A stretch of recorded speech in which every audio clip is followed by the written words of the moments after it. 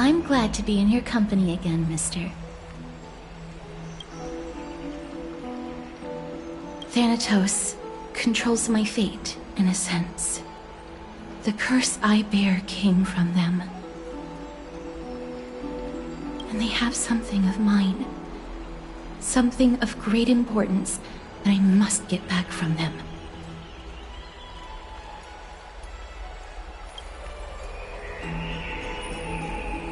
When I was studying at the Grove alongside Phainon and the others, Professor Anaxa was responsible for teaching us about the Chrysos heirs and the Titans.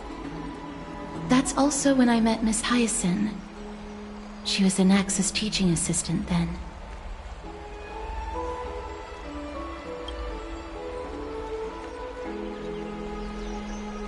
The Grove of Epiphany is Akima's partner academy.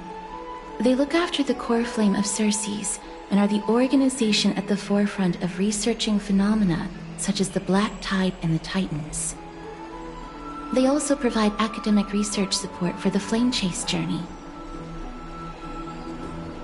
Several Chrysos heirs are based in the Grove, including Miss Hyacin and Professor Anaxa. Oh, I came here with a colleague from the Twilight Courtyard. I've asked her to pack her luggage in advance, so she's already waiting for us by the city gates. Let's go meet up with her.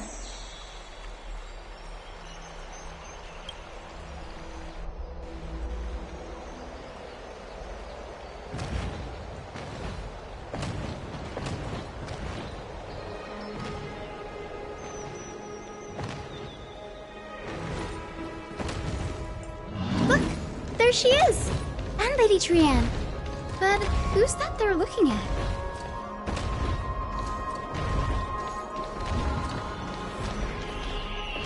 Did something happen, Clementine?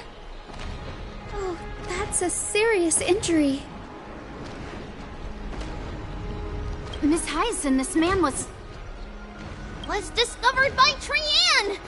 Trianne was in a bad mood this morning, so we went to the outskirts of Akima for some fresh air. But then we found him collapsed on the roadside. Trianne knows the city has good doctors, so Trianne brought our new friend into the city to look for a doctor. I was waiting here for Miss Hyacin when I bumped into Lady Trianne. But by then, this man was already in critical condition, so I had to perform some emergency treatment first. These wounds, they're caused by the Black Tide. This is bad. Clementine, prepare a ward for this man at once. I'll treat him myself. It's a miracle he's still alive, considering how badly the Black Tide injured him. Grey, Cassie, and Trianne, would you mind making your way to the Grove first? Once this man is out of danger, Clementine and I will join you. As a healer, I cannot ignore those in need of medical attention. I understand. May fate have mercy on this poor man. Trianne believes he'll get better. Everybody, follow Trianne! Fly, fly, fly away from Akima!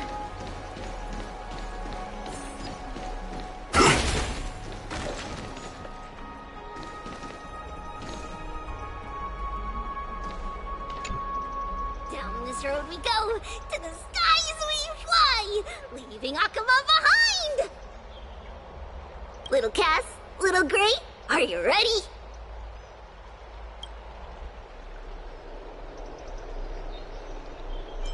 I'm ready, too. Okie dokie! Everybody, let's hold hands. To the Grove we go!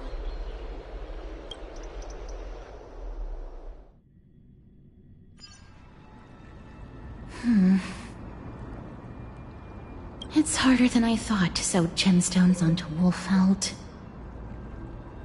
Cass, memmy, memmy, mem. Memmy, mem, mem, mem. Mem wants to try sewing. Here, why don't you give it a go? Memmy mem mem memmy mem. Memmy memmy mem mem mem mem mem.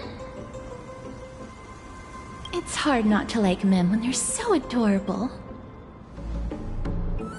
Oh, this is amazing. It seems as if their voice has become more intelligible after the battle with Nikador. After spending the last few days together, I feel like I'm gradually gaining the ability to understand what they're saying. Even if it's just a little. Mem mem mem mem memmy mem mem. Memmy mem mem memmy mem mem mem. Memmy mem mem mem mem mem mem mem.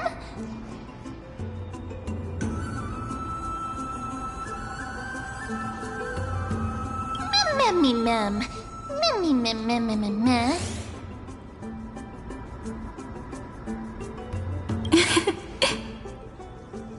Memmy mem mem mem. Memmy mem. Memmy mem mem mem memmy mem memmy mem. Memmy memmy mem.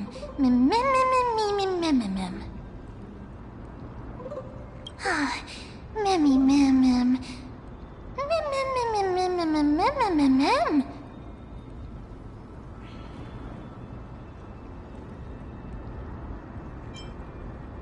Memmy mem mem mem mem mem mem. Mem mem mem mem mem mem. Mem mem mem.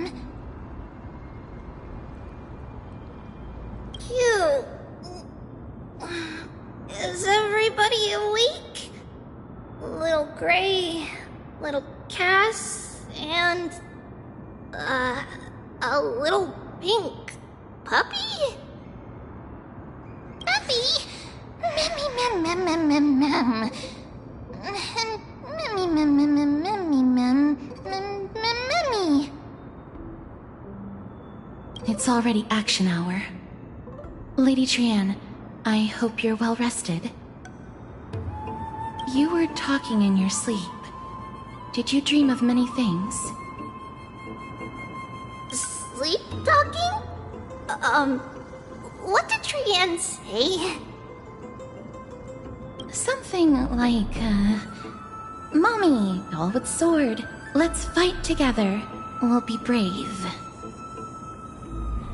Ugh, it's so embarrassing.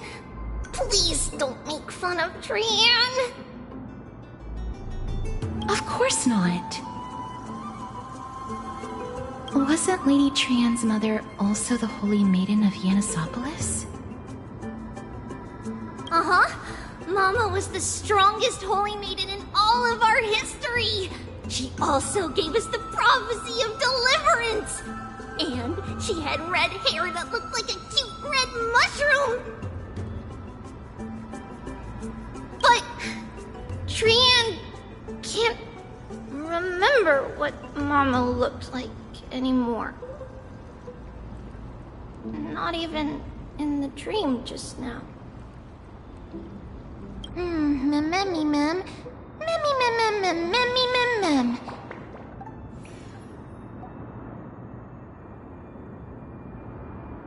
Memmy mem mem. Memmy memmy mem mem memmy memmy mem mem. Memmy memmy memmy mem. Mem memmy mem mem mem. Memmy mem memmy mem mem. Mem memmy mem mem mem mem. Mem mem mem mem mem. Boom. Mem memmy mem mem mem mem mem. Memmy mem mem. Mem mem mem mem mem mem. Mem.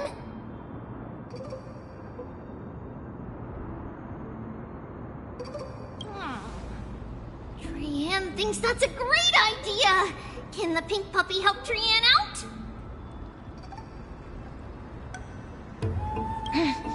Memmy mem mem mem mem mem mem mem.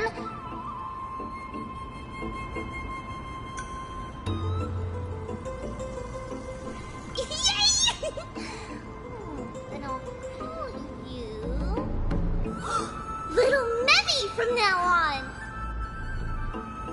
Mem mem mem mem. Memmy mem mem mem mem mem. Memmy mem mem mem mem memmy mem. Mem mem. Mem mem mem mem. Me mem mem mem mem memmy mem. Mem mem mem mem mem mem. Memmy mem mem mem mem.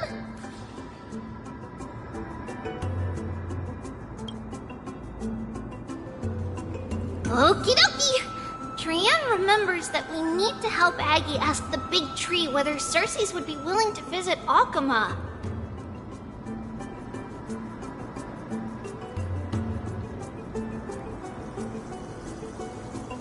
If we follow this woven trail and keep going upward, we'll reach the grove in no time!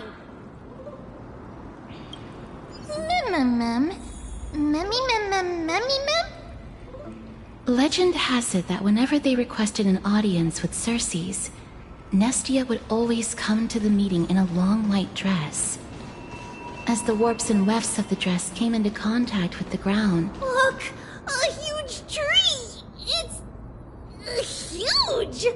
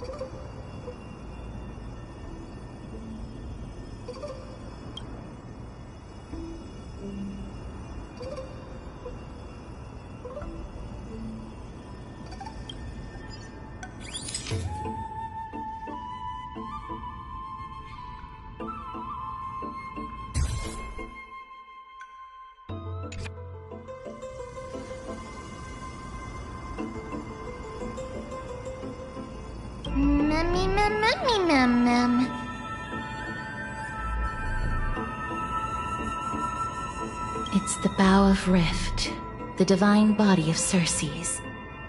Flora began to grow where they planted their roots, and this flatland basin upon which we stand gradually became a large, verdant forest.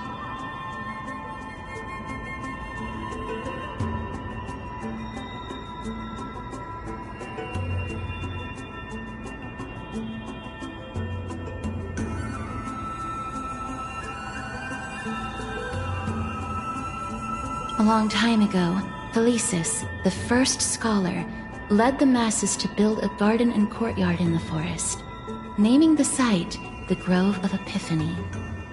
There, people sought mental clarity, knowledge, and enlightenment. Trian knows this. Everybody says that was how this big academy came to be.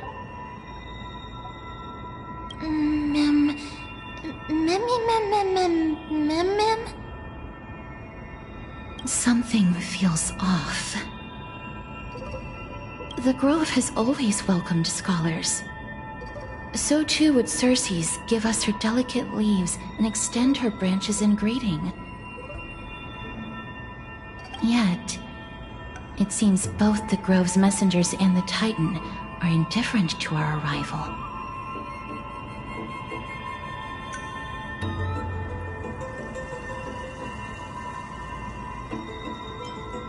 That doesn't seem likely. Miss Hyacinth didn't mention anything about it.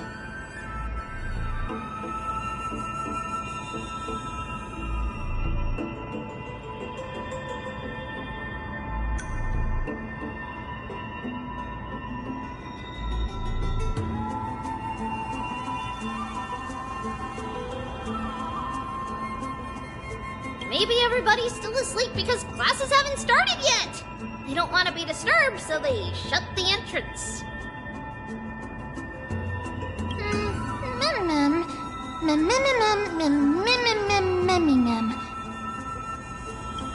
This place is too quiet. What in the world is going on?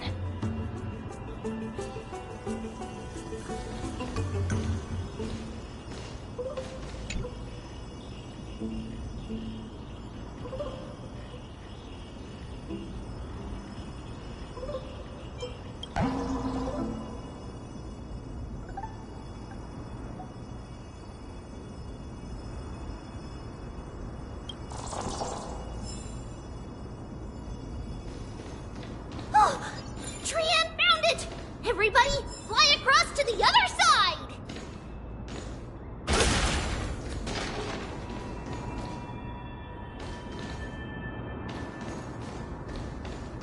entrance on the other side.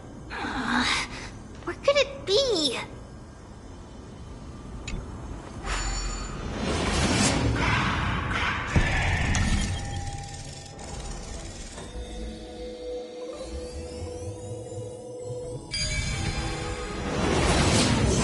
His eyes are so sharp!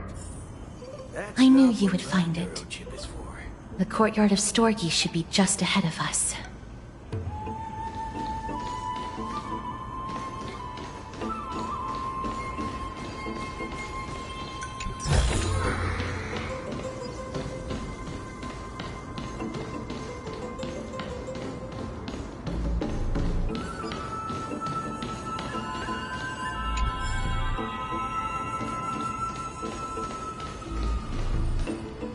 As I expected, something's not right here.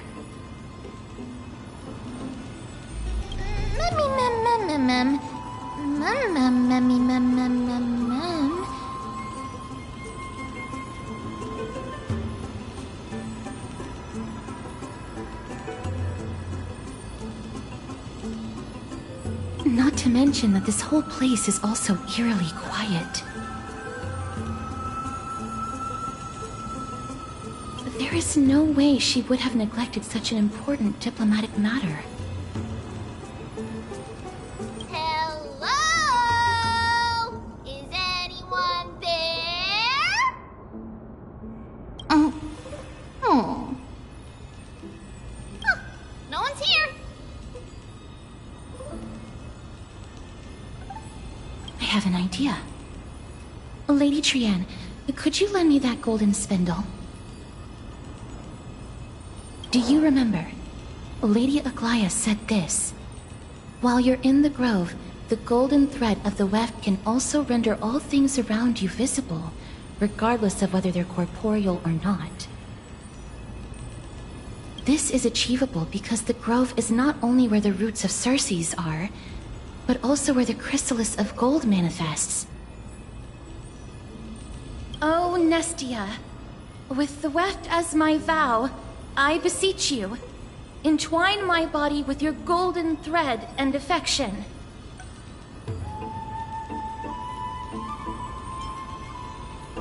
This is a proverb that was recorded in the handbook of Nestia's priests. If I'm not mistaken, we should be able to draw power out of this butterfly exuvia with the golden thread.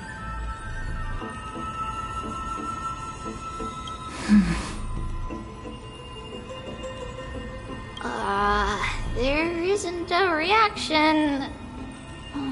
Did it not work? But that shouldn't be.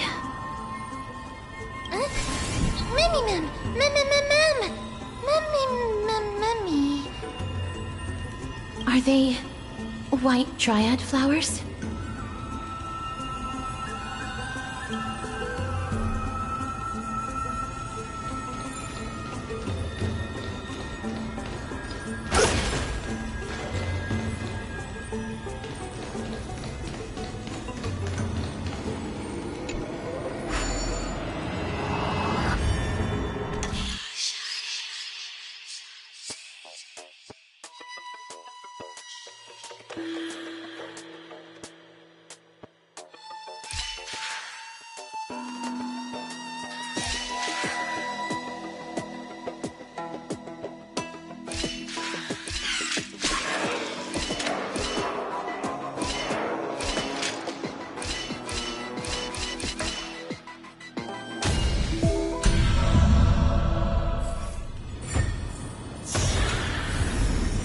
Not bad.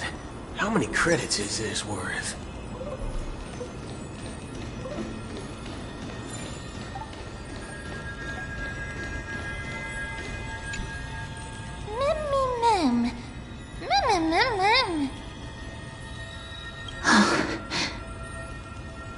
No, these aren't white dryads. These are shadows of dead white dryads. Dead mem. Shadow? Strictly speaking, These white dryads are still plants. They only gained sentience as a result of Circe's blessing of equality. But their sentience is minimal when compared to that of humans. These flowers have already died. What you see here are just faint afterimages of their souls. However, this also means that the golden thread has definitely connected with the Titan's presence. Without the golden thread's outlines, we would not have been able to see them at all. But what happened to them? Why are there only tiny shadows of them left? Mem, can you read their memories? Let me try.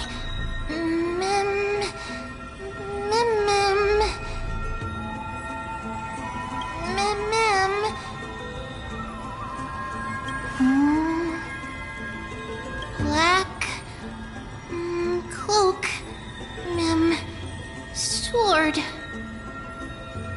Toward the great tree.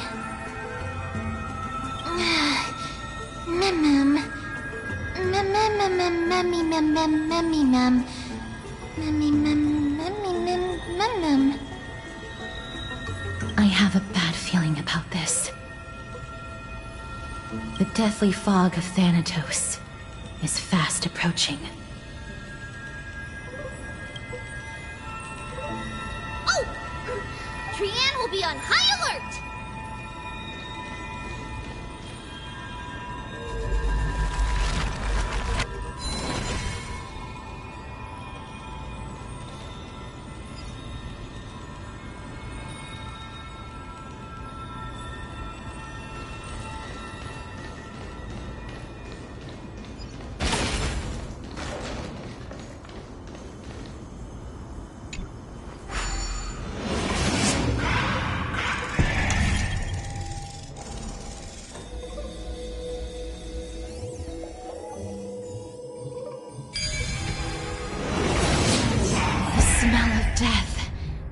Becoming more and more intense. There, on the steps. This looks really scary.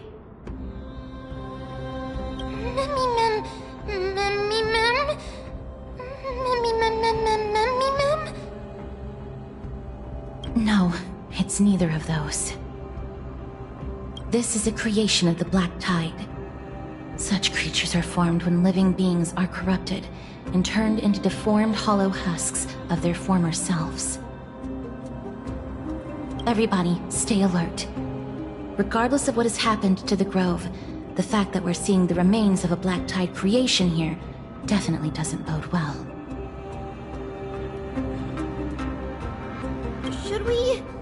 Should we inform Aggie about this?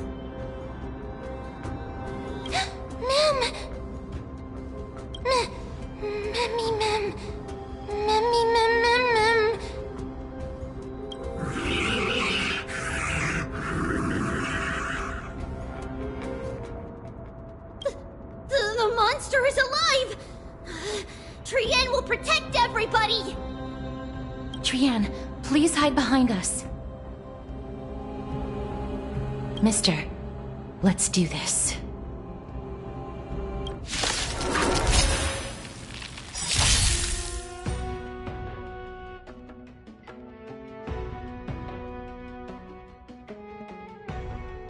As expected, the words black, sword, and cloak.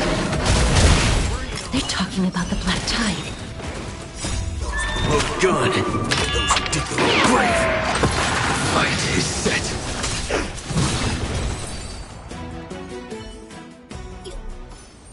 You defeated it! Little Gray! Little Cass! You're so strong!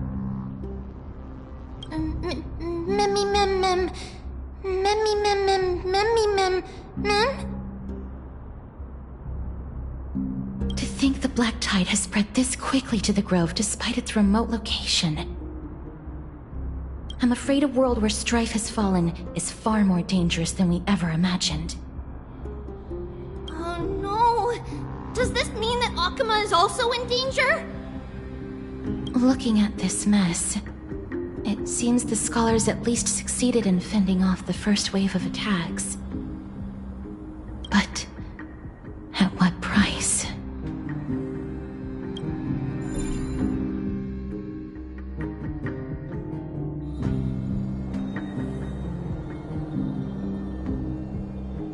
Lady Aglaya, after a few days of surgeries, both major and minor, we were able to save the life of that patient found on the outskirts of Akuma. Thank you again, Hyacinth, for your hard work. The scarring of his organs was especially severe, a result of the Black Tide's corruption. It's a miracle he's even survived. I can't say for sure when he'll regain consciousness. Don't stress yourself out over this. You've already done everything in your power to save him. There's no need to hurry to the Grove either. You deserve a good rest now. Tribi, I have some things to tell you as well. There's something strange about where that patient came from. He is not Akumen. The way the stitches on his clothes are hidden is quite unique. Such craftsmanship is undeniably from the Grove. The Grove? You mean... Now that I think about it, Castris and the rest should have arrived at the Grove by now. Trian just got in contact. The Black Tide has invaded the Grove. We haven't detected any survivors, even with the help of the Golden Thread. What should we do, Haggy? The Black Tide is posing an even greater risk to us now. I did not expect the Grove to be the first to be impacted, though. Can they tell where the core flame is right now? We see it. The core flame is still there, but... But what? But they can't say for sure whether the Titan has also been corrupted by the Black Tide.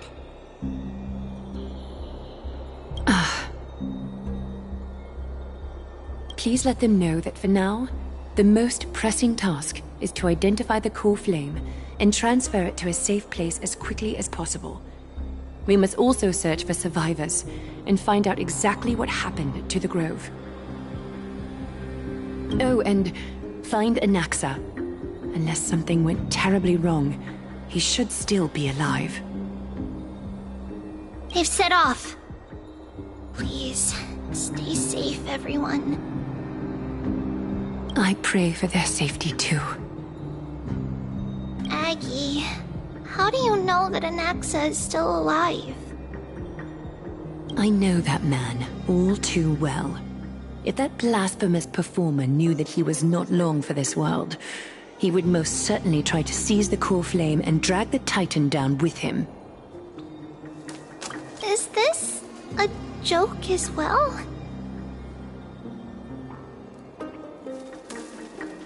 No, I'm being serious this time. We're facing threats from both within and without Akuma. The merciless carnage may have ceased, but Akuma's nemesis continues to sharpen their blades even now. They may have even prepared the gallows from which to hang us already. You mean... Even if the divine authority of strife is as yet unclaimed, the Black Tide is advancing more rapidly than I expected. I fear this tragedy is more than a mere natural disaster.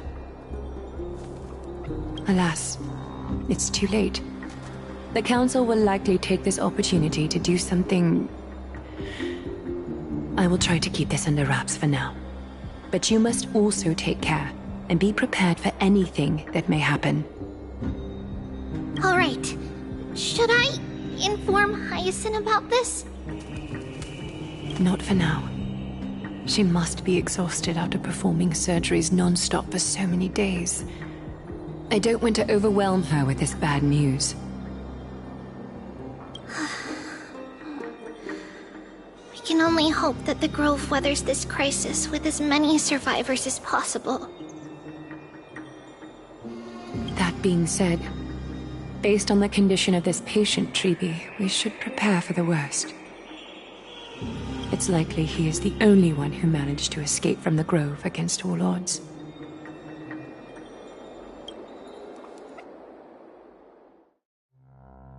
Everything will be fine.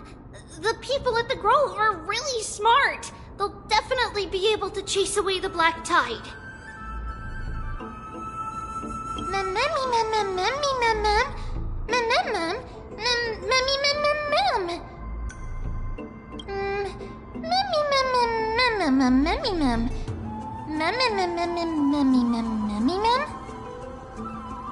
How should I put it? Lady Aglaya doesn't trust Anaxa at all, I'm afraid.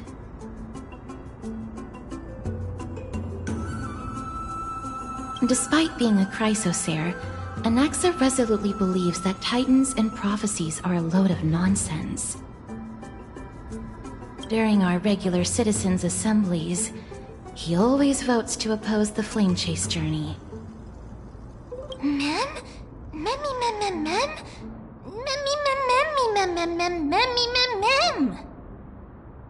Trian knows the answer to that.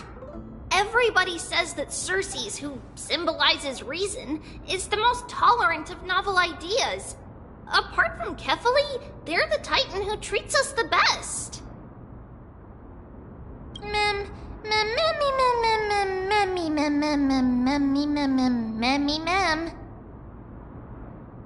Yes, that is how we formed an agreement with these Titans who bear no harm toward humanity.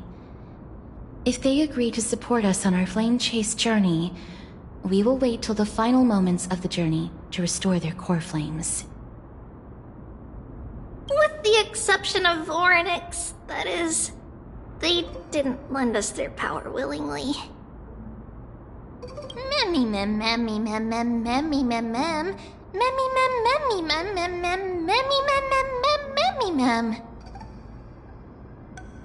That is true. It's also fortunate that these gods weren't corrupted by the Black Tide and did not descend into madness. Trian believes Circes will be alright. After all, everybody says that the people of the Grove are really smart. So, Little Gray and Little Cass, just leave the task of finding Anaxa and everyone else to Trian. It's easy for Trian to look for people because we can fly. Good idea.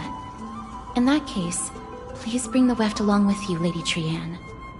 The golden thread will be much more effective from up above.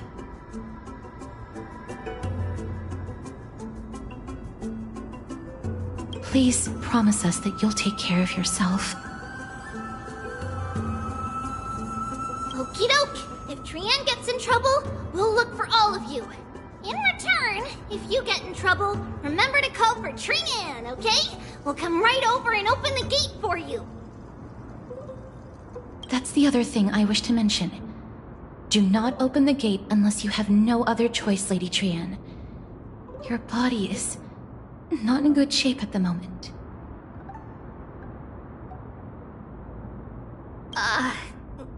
Okay. We will keep that in mind. Trian was just trying to help. Of course, we know that. After all, Lady Trian is a demigod, the most powerful among all of us here. Remember all those brave heroes and the tales you've heard? They would always save their strength until the very last moment. That way, they could ensure that nothing went wrong with their plans. Isn't that right? Mm-hmm. In that case, brave Trian shall clear the way for all of you.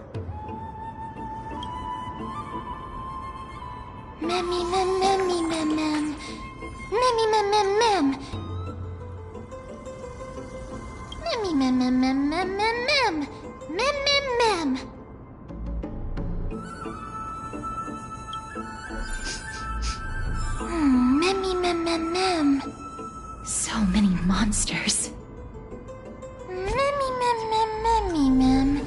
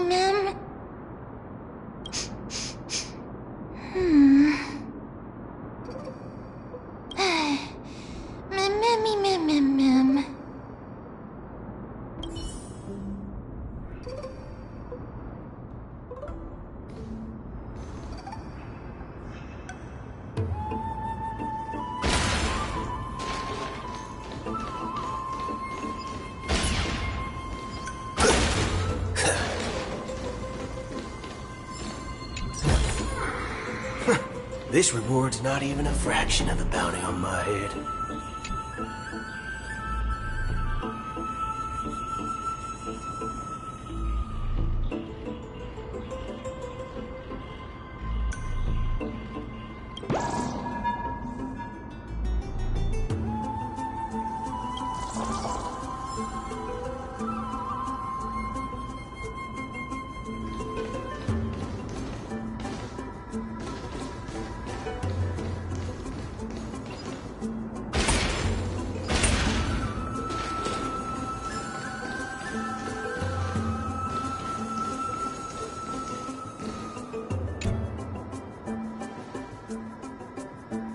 Can't open it.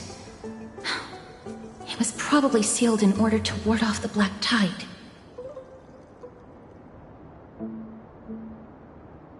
Yes. Most of the doors on Amphorius are sealed using the power of Yanis.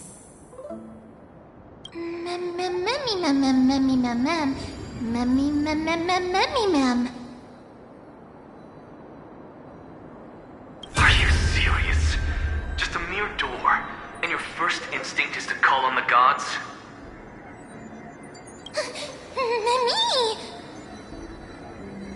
Before you try unlocking the door, perhaps you should first find a way to clear the fog that clouds your vision.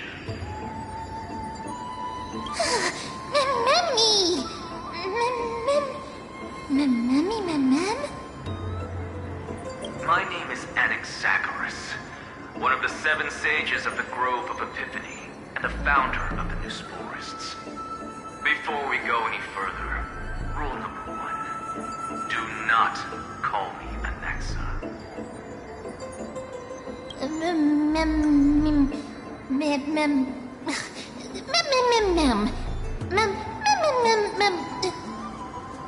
Rule number 2. Never interrupt me.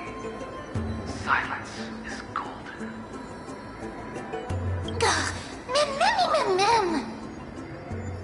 The person standing here and conversing with you right now isn't the vestiges of a memory.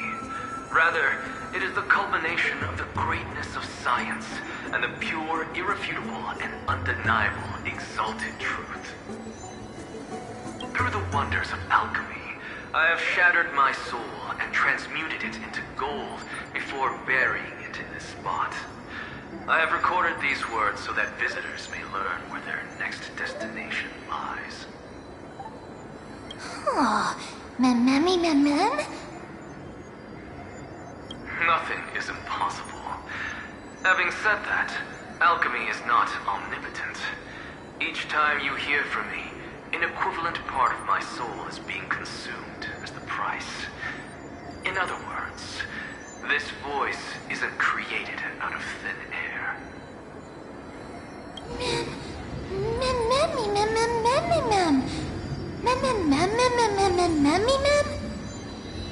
That's because my precise calculations account for every possibility. I also know that you have already discovered the cause of the calamity at the Grove, the Black Tide, and that you mistakenly believe that the Scholars have been wiped. But that is where you're wrong.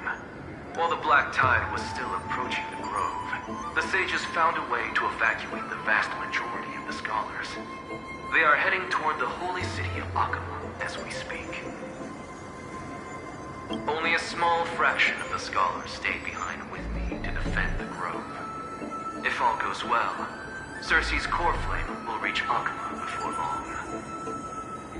But since you have accessed this message, something unforeseen must have occurred. For now, you should continue onward to the Luminary Throne, where you may retrieve the core flame. And our mortal remains.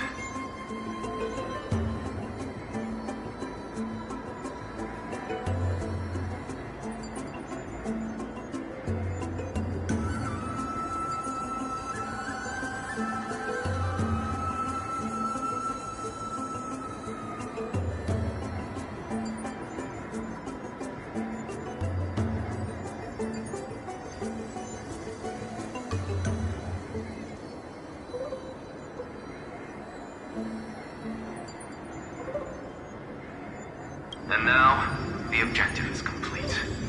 That is all.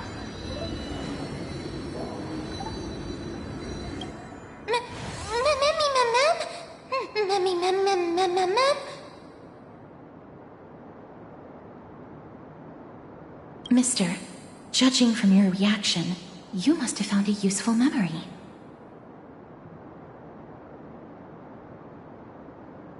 Professor Anaxa? That's a lot to digest at once. I'm sorry. Please give me some time.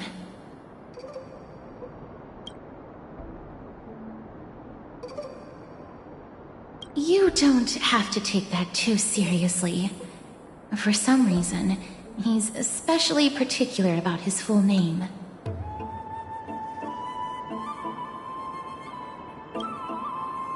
Professor Anaxa theorizes that all beings originate from the same source and have a similar composition, which in this case refers to the soul. He calls this theory Nusporism.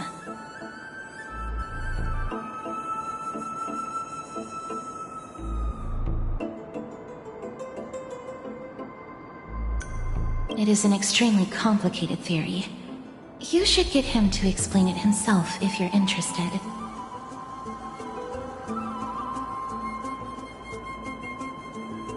Provided that he is still alive.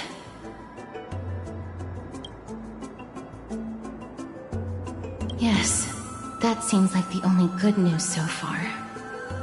We can just focus on retrieving the core flame then.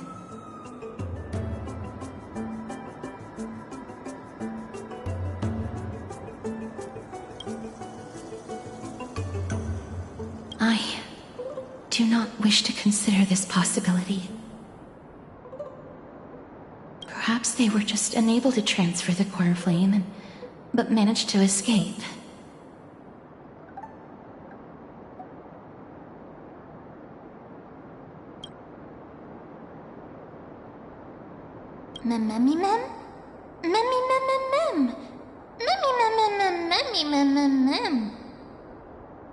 It is located at the top of the giant tree and is where Cersei's core flame is kept. According to Anaxa, the core flame should still be there.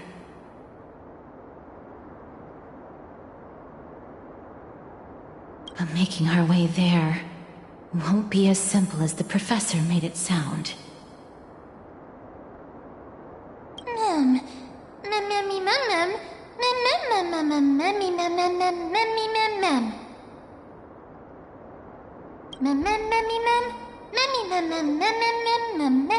All right. Right. Let's see whether he left any similar directions for us along the way.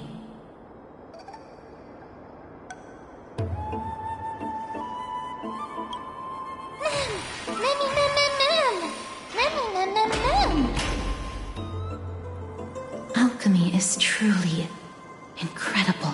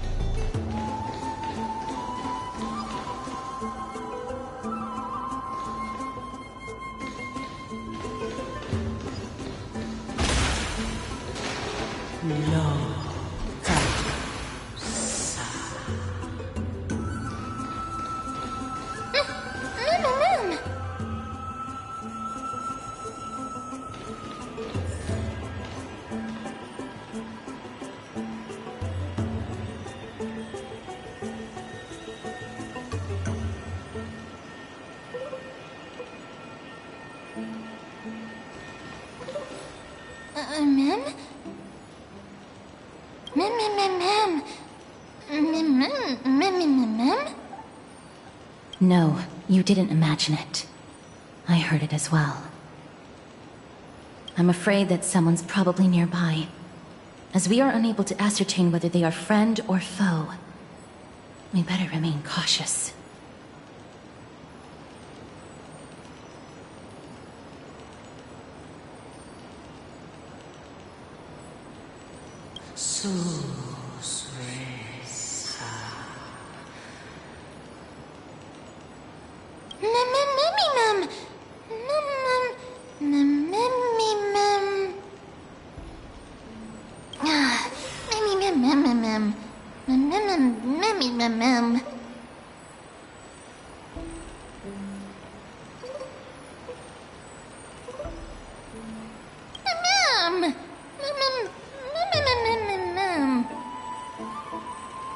Found it.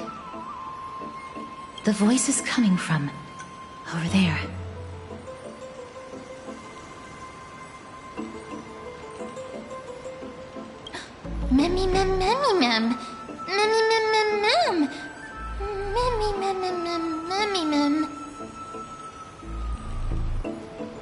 No. It seems to be coming from somewhere even further that way.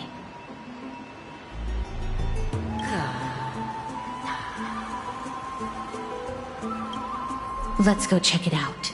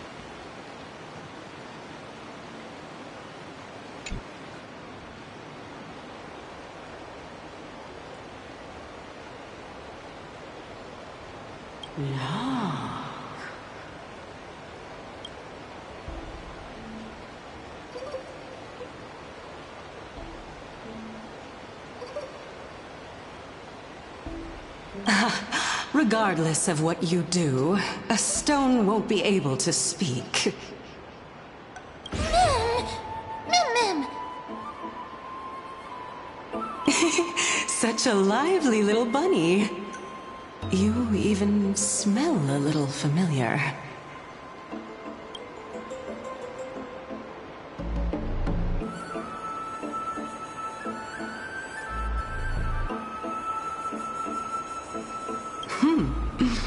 What a smooth-talking child.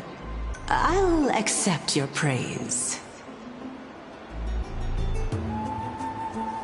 Who are you? Keep your distance and identify yourself. Otherwise, you'll face the consequences. The scent of Thanatos. I recognize you. Idonia's renowned goddess of death. Since you are aware, stop provoking the authority of death. Answer my question. Baring your fangs at me. How cute.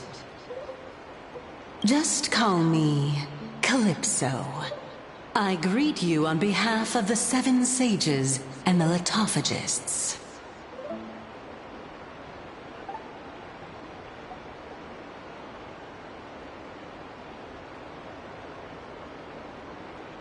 Be careful.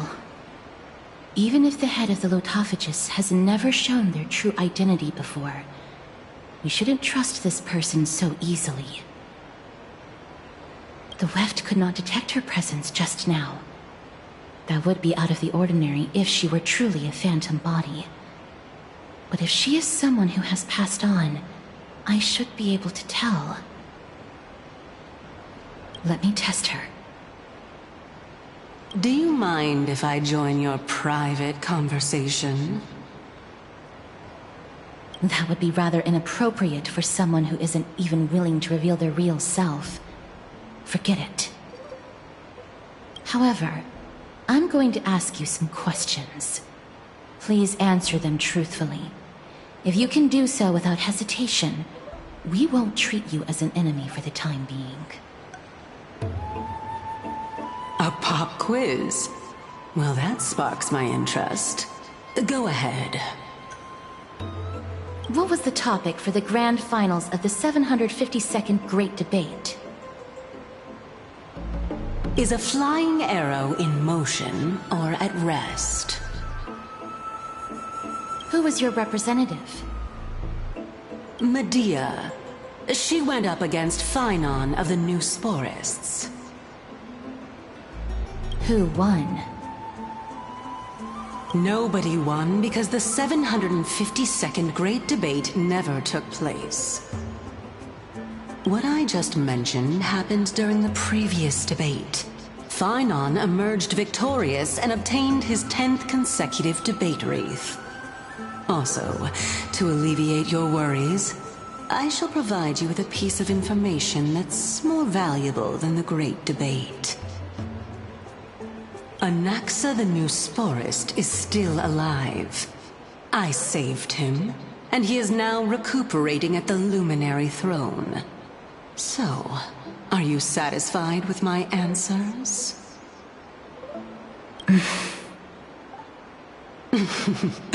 This dumbfounded expression of yours is much more adorable and likable than the previous one.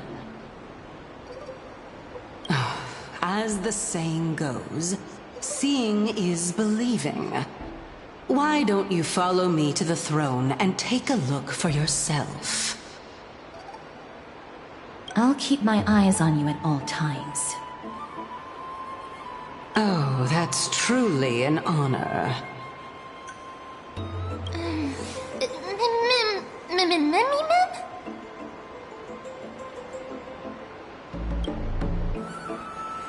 As long as we can get the water wheel turning, we'll be able to use it to ascend.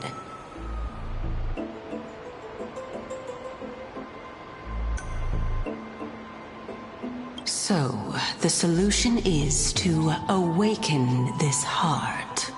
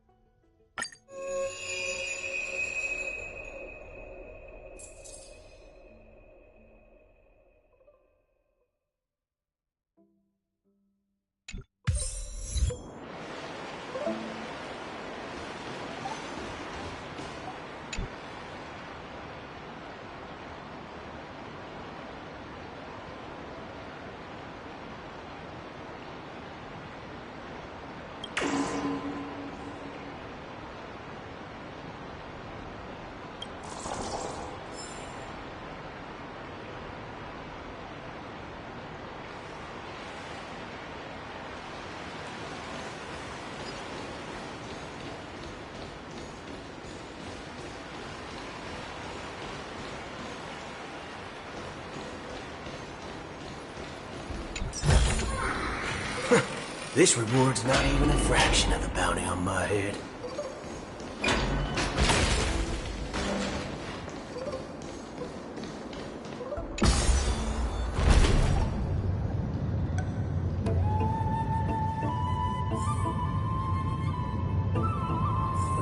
Is that the Chamber of Purifying Tears? You have a good memory. Why exactly did you bring us here?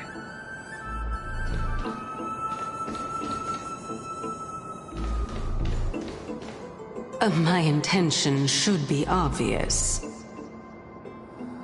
See that shallow pond over there? Water lilies grow there. Initially, Circes watered them with their tears, while Nestia nurtured them with affectionate love. They are a token of the eternal companionship between the two gods. All the two of you have to do is to cross the deep well and retrieve the golden bough of vows for me.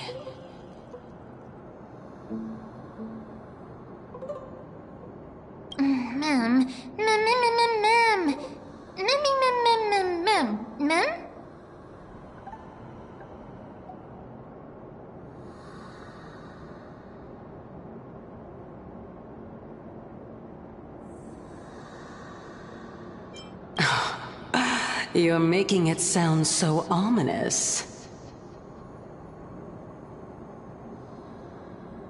We can retrieve it, but I advise you not to waste your time on any schemes. Oh my. I'm helping you to eliminate your worries and obstacles, and yet I receive nothing in return.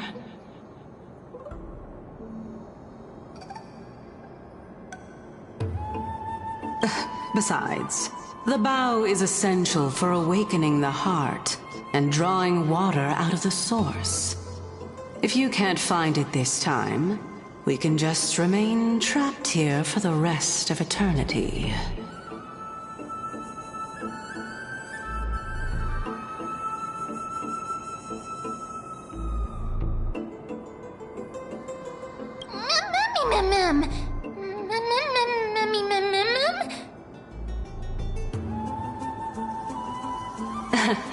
You're overthinking things. We're all in the same boat.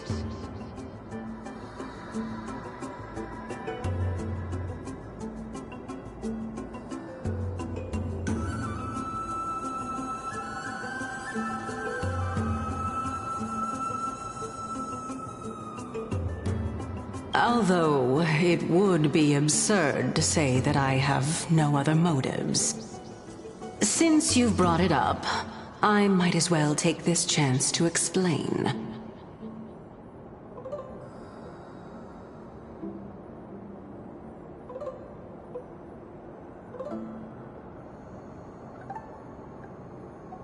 I'm simply making use of this opportunity to see what you two are made of.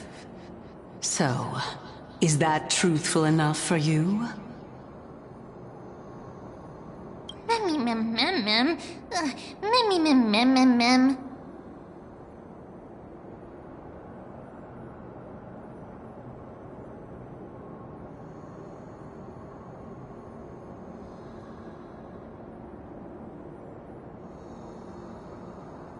Now is not the time for me to elaborate further. So, please proceed. As a student of Anaxa, equivalent exchange should be something that you are familiar with. I cannot deny that. Mister, since our interests are aligned right now, it's better for us to do as she says. Besides, she knows about my past. Even though I'm not able to elaborate much, I can tell you that she has reasons to fear me. If you unfortunately turn out to be her ultimate target, please don't worry. I will promptly intervene.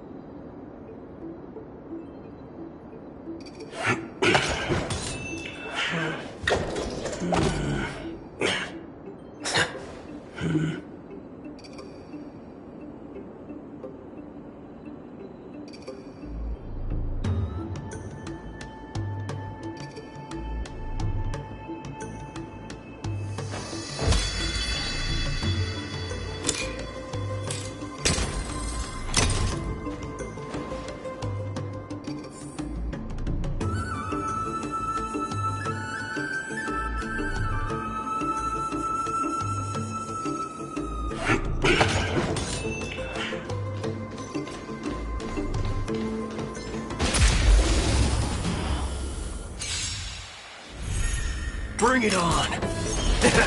The fight is set.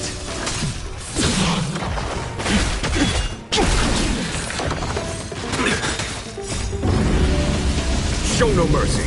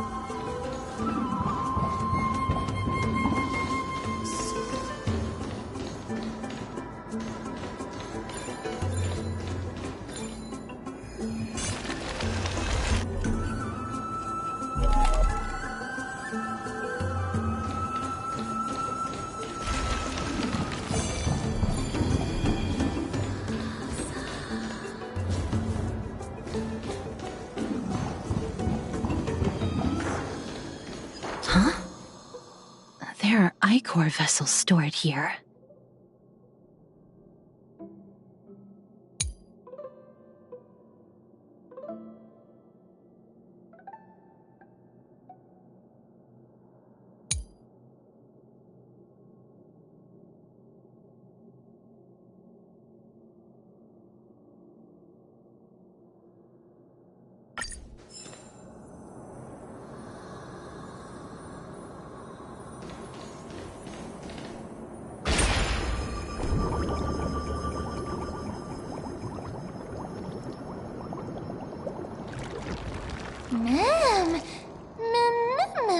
Flowers, ma'am.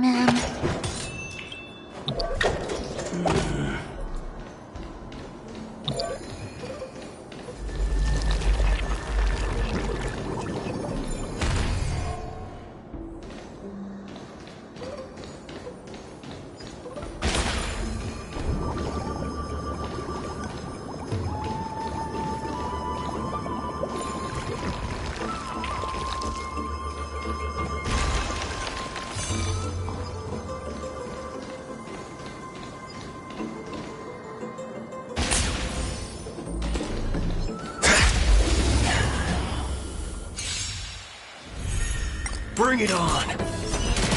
The fight is set. Savor it for me.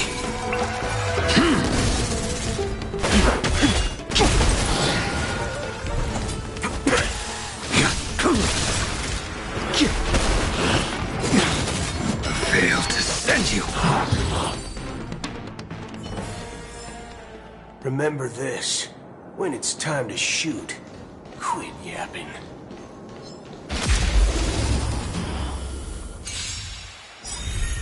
All of you stand still. Blood-cleansing dragon. Let's duel.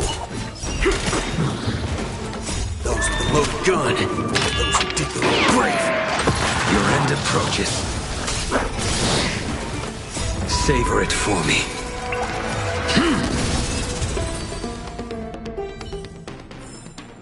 Remember this. When it's time to shoot, quit yapping.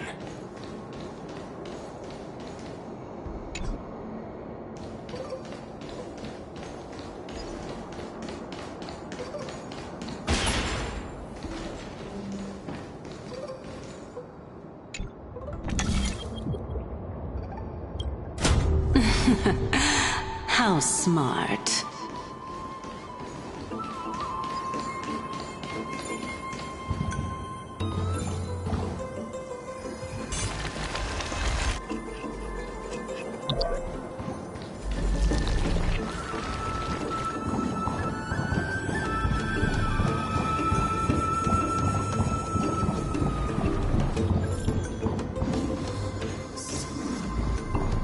Let's hope that this is not a trap set by her.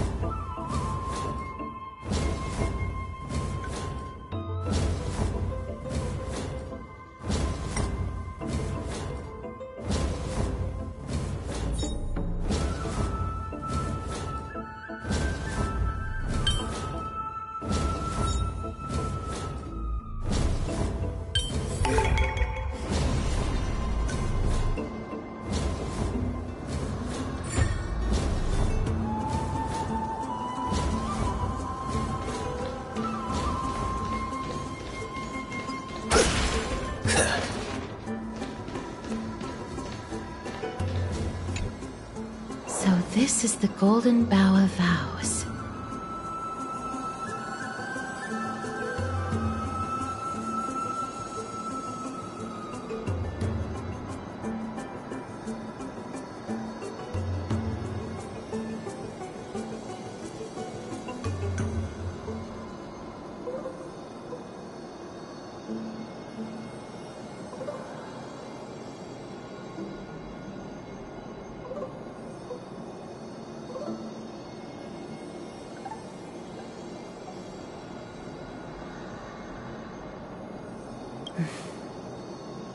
I hope that the Titan will not take their anger out on us.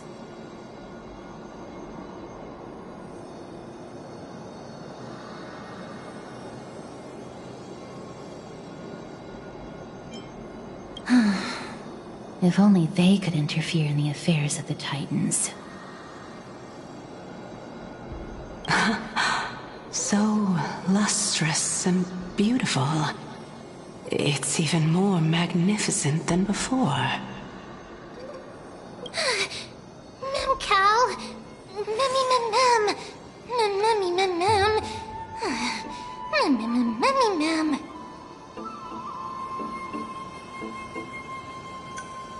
Understood. My apologies, Pink Bunny.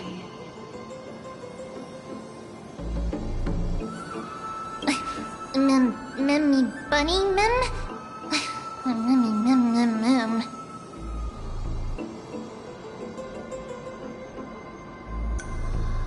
Is this the legendary Golden Bough of Vows?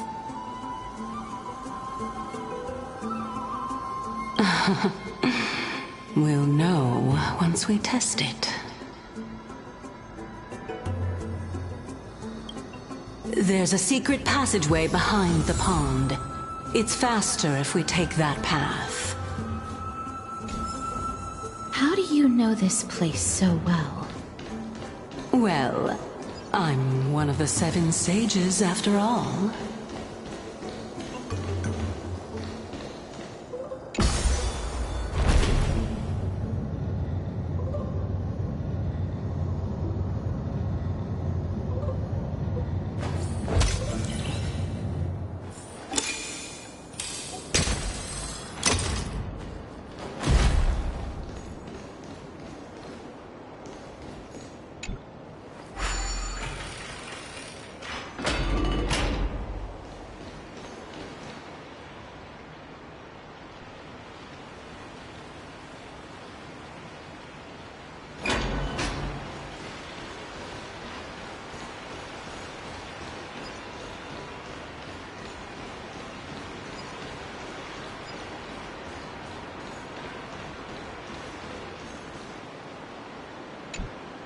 we're here. Could you kindly pluck a petal for me and place it into the pool?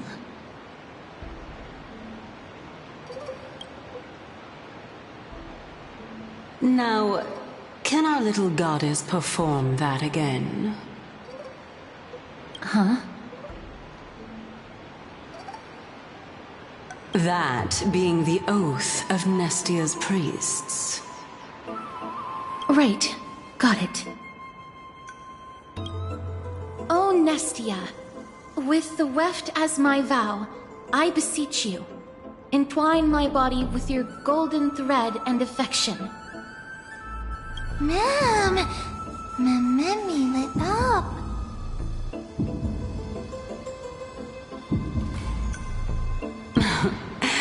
It's just an ancient promise between the Titan and humans. So, what do you think? It really is the Golden Bough of Vows. And I did not set any traps for you, right? That is indeed true. You look like a sad, lost puppy. Even if this is indeed a scheme to get you to lower your guard, you don't have any other choice but to play along, do you? Therefore, why don't we just put everything aside and work together? We can always determine who's right and who's wrong once we overcome this. Yes, I agree. Great. Then, let's ride the water wheel. However, giving us half-truths is not the right attitude for cooperation. Furthermore, according to the principle of equivalent exchange, since we have passed your so-called trial, isn't it time for you to make your intentions clear to us? Ah. I really can't bear to look at your sad expressions. Although you only cleared a simple trial, I'm willing to make an exception and treat you with sincerity. I'll allow each of you to ask a question. But not the little bunny. So, ask away.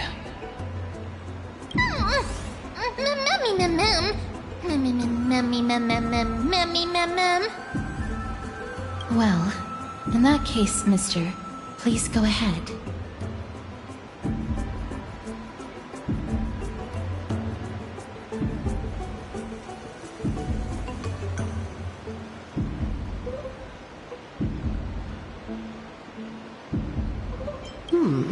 A good question.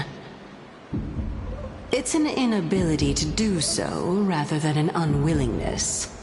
For me to appear in my true form, I'll require your help. Well, it's your turn now, little goddess of death.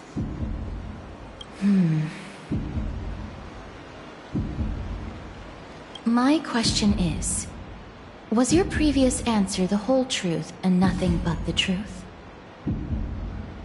There's no point in making this unnecessarily complicated.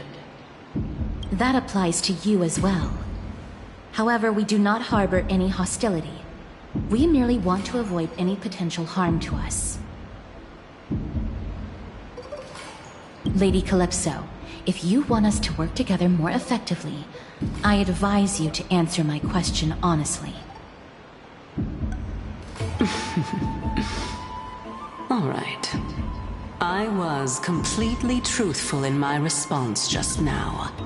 I have not deceived you, nor will I.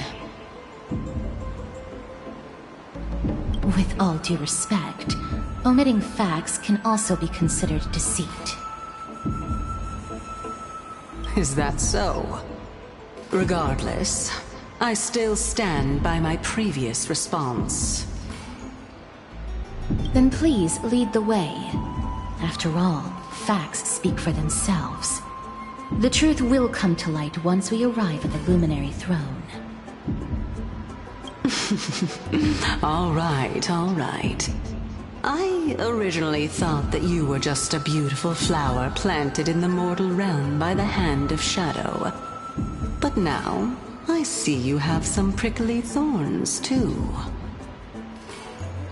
I'll just consider that a compliment. Indeed. I'm complimenting your charming naivete.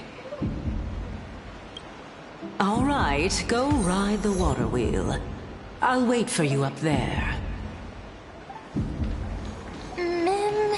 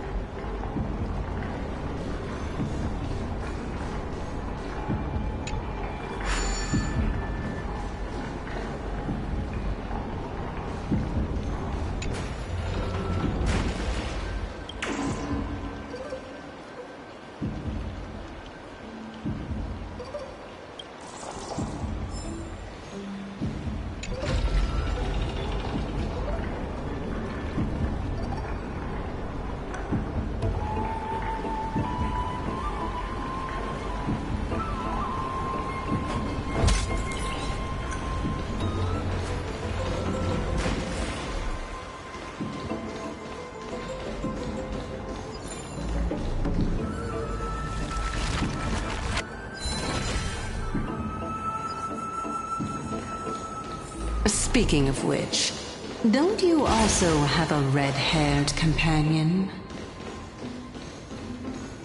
Mem. Not too much. It's just that I seem to hear the sound of a bee buzzing around. Lady, your metaphors are not worthy of praise at all.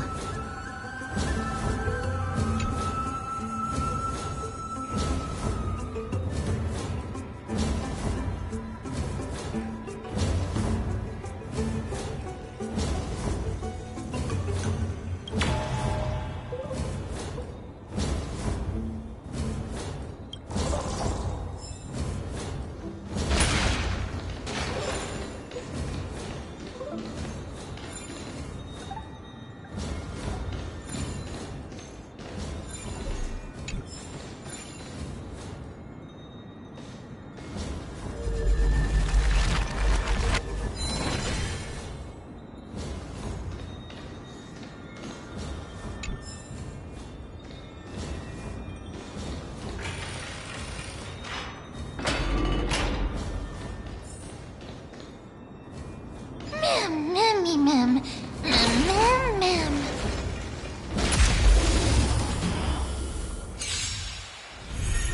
Bring it on!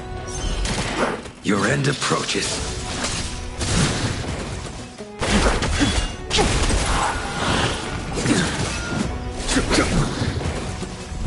Let's duel!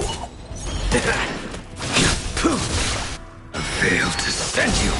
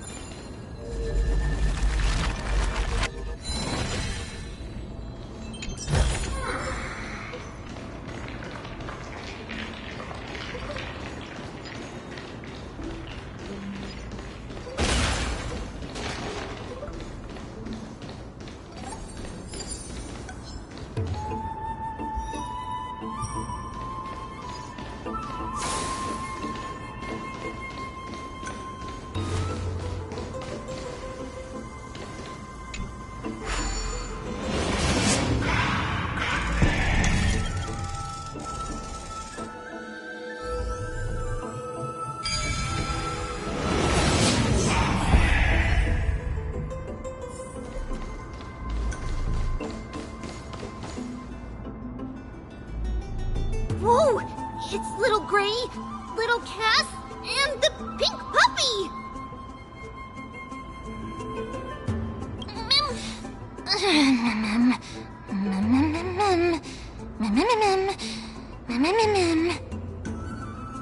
Lady Trian, are you alright?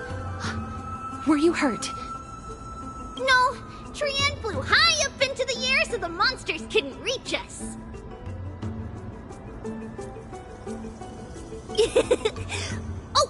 Also, the spindle that Aggie gave us is so powerful that Trian seems to have found Nax. He's near the treetop. Even though our perception of him is very weak, it's not like the White Dryads from before. But since Trian was alone and afraid that it might be dangerous, we did not fly there to take a look. It seems like Lady Trian did not forget our promise. Anaxa is indeed still alive, and he's at the Luminary Throne right now. It seems like Lady Calypso did not lie regarding this. Huh? Calypso? Who's that?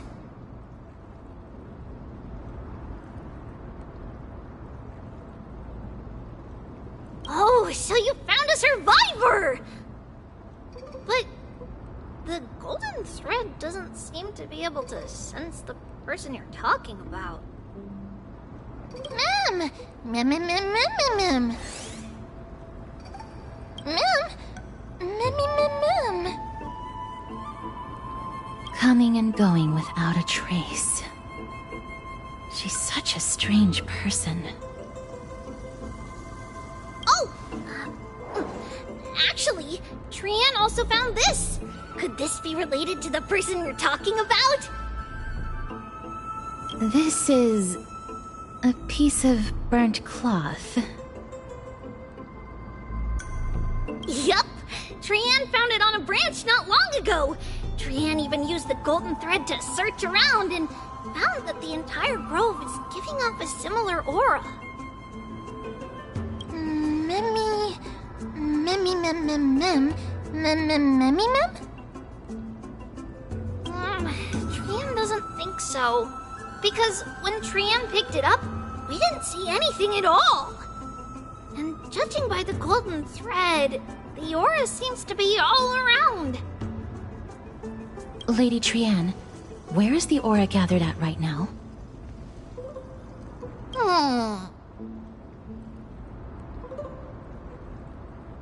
It seems to be... Oh! A little higher and a little ahead of us! The Dome of Devotion. Calypso, just what are you hiding?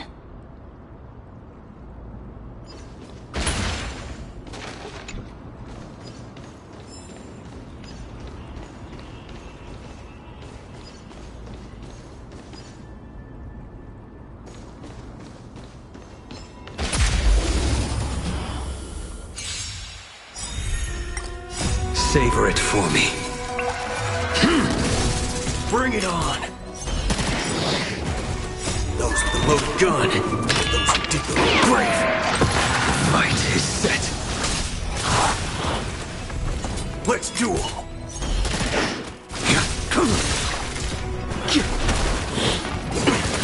Is there a chance? Conflict is pitiless! Bring it on! Is that it? Those with the loaded gun, those who dig their own grave. Show no mercy.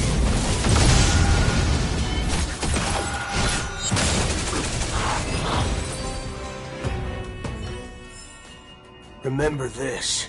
When it's time to shoot, quit yapping.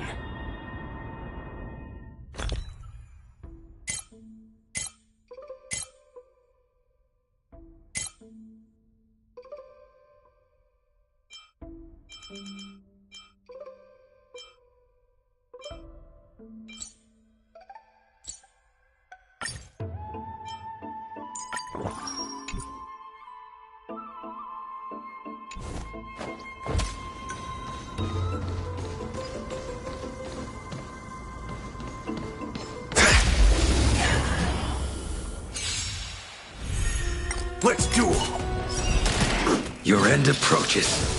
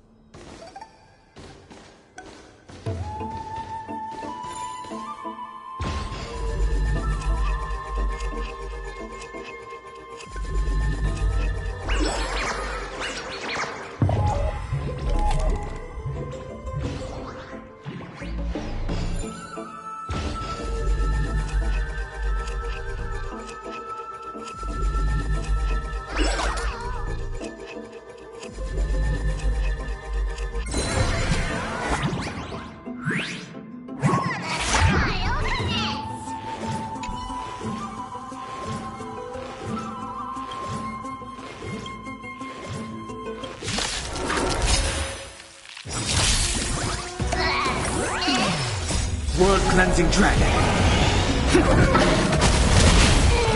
Bring it on. The fight is set.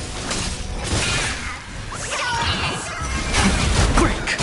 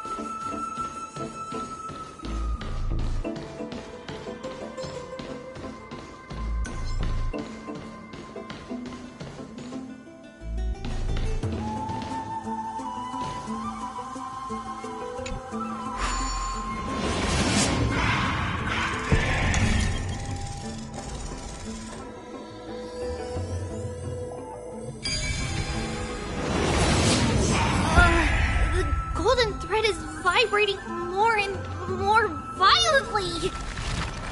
Everyone, let's be even more cautious.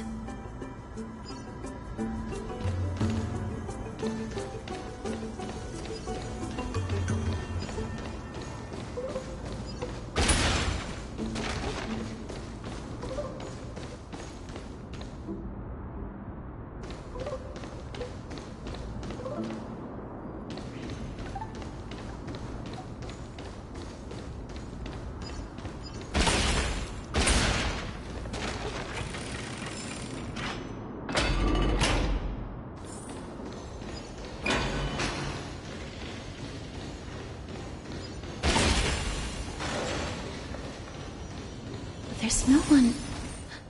Hold on. The butterfly of divine mind is gone?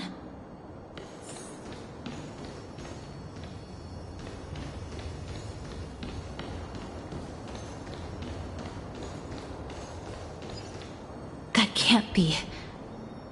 Was it for fending off the black tide? Or perhaps... What exactly is this butterfly of divine mind? Is it a very powerful guardian monster? No. How should I put it? It's considered a safeguard for the Titan's core flame.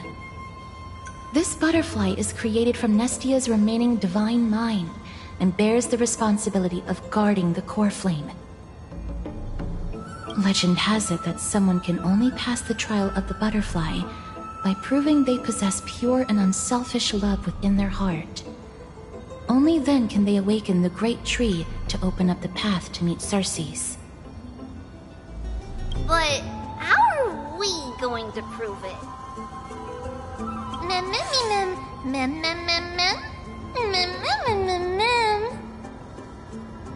Sorry, but even I don't know how. After all, this is a secret among secrets that only a select few in the entire grove, and even Amphorius, know. Rather than worry about this, Lady Trian, did the golden thread react to anything around here? No. That unknown thing seems to be even farther ahead and higher up.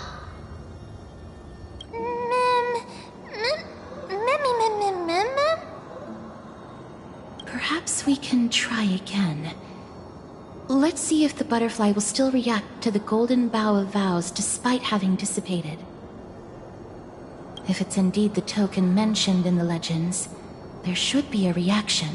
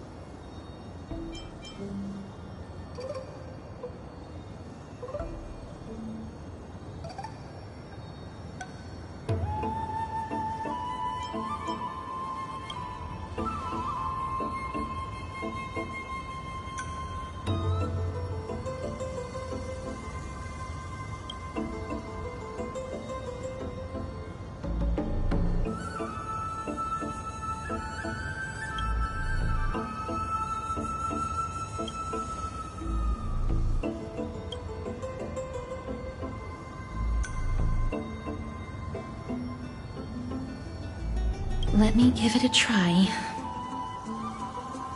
Oh, Nestia, with the weft as my vow, I beseech you, entwine my body with your golden thread and affection.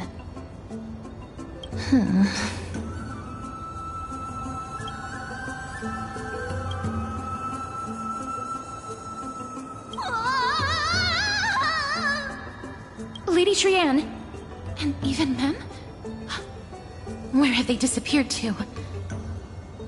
Little Gray, little Cass, look over here, quick! Mummy, he's about to burst into flames! The voice seems to be coming from the Star Chase atrium.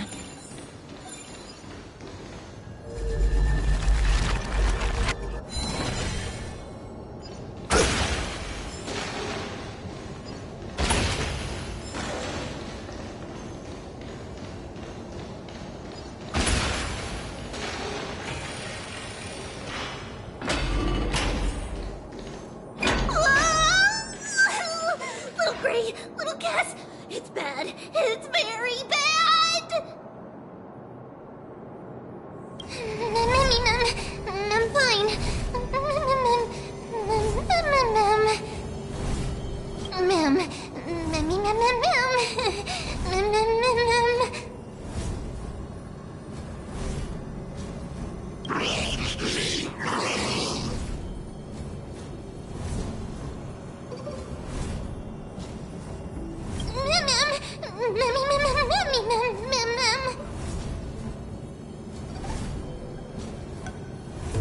Lady Trian, what exactly happened just now?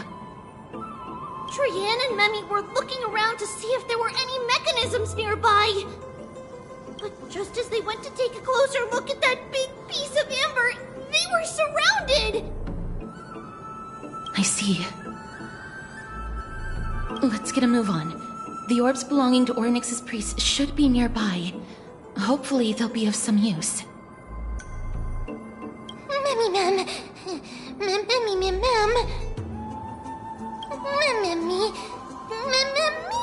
Mem.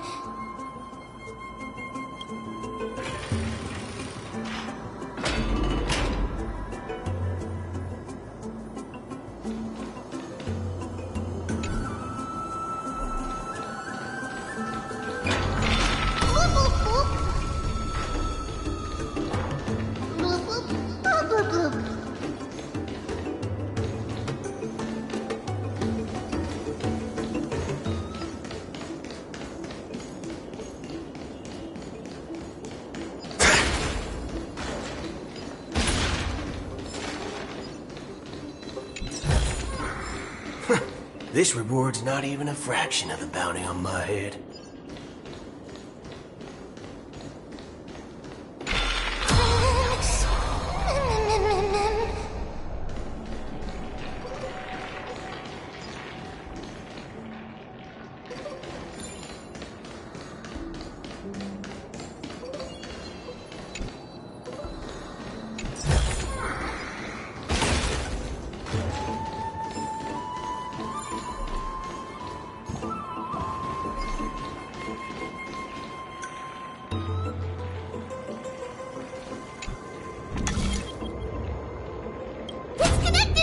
Let's hurry! Memmy is already bouncing around due to the heat!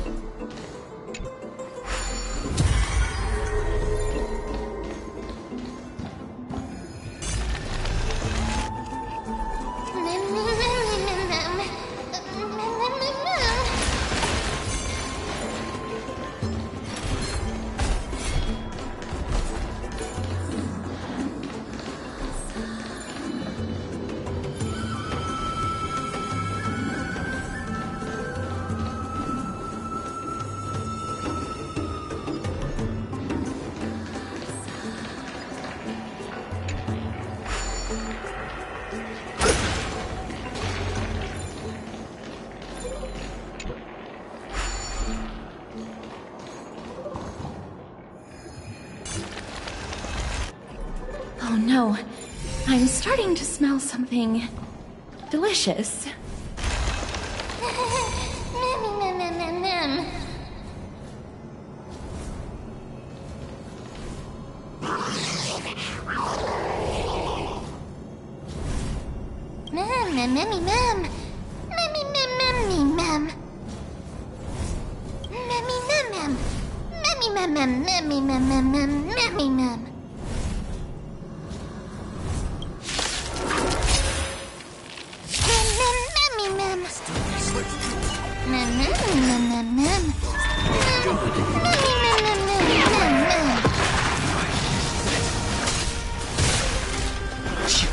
Here, there's thunder!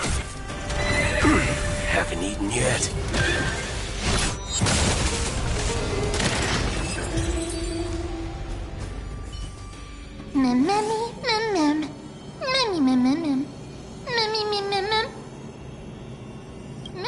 Easy, mem. Mem.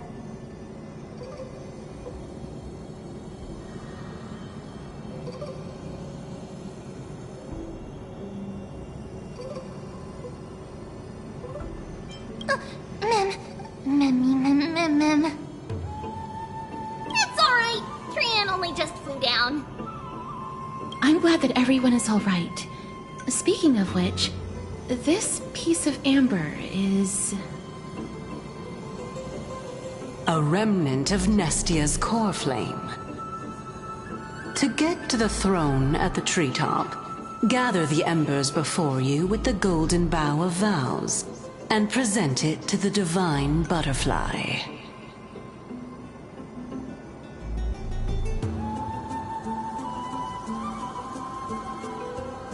Whoa! Where did you come from? You finally appeared, Lady Calypso. Yes, it's been some time. The battle just now was a true delight, and I feel quite elated.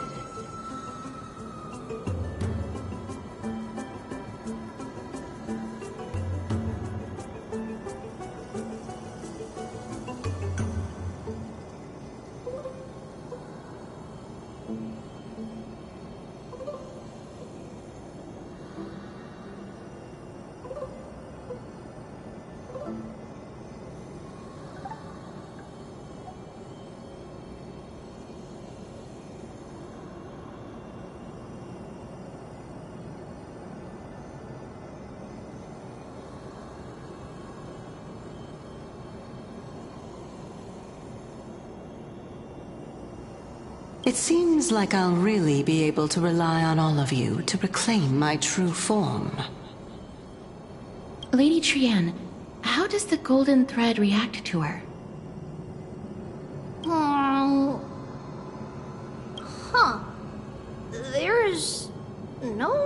connection at all. Obviously. After all, the fragment that you picked up just now is completely unrelated to me. All right. Just do as I say. If you're able to pass the trial, I will tell you everything truthfully. Another trial. Mem. But we have to go to the treetop to find Nax anyway, right? I've got a hunch. Come, let's collect the embers and go confront her.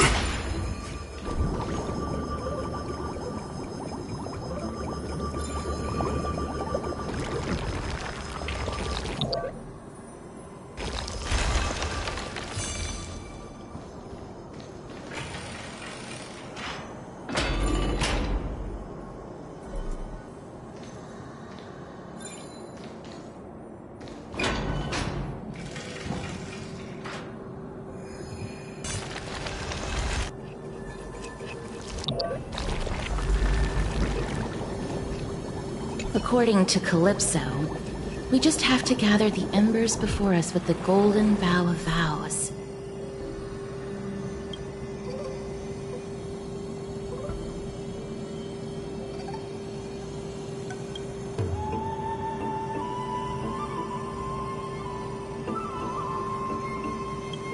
How incredible. Mem?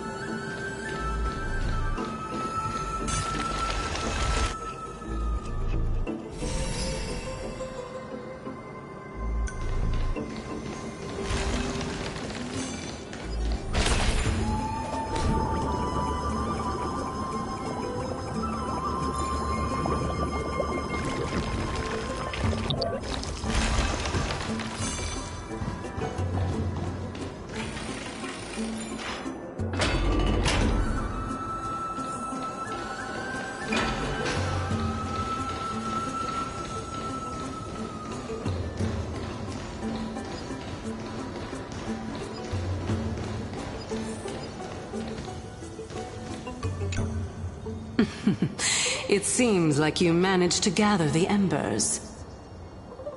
In that case, just offer it to the Divine Butterfly. It'll be fine. Let's just do as she says.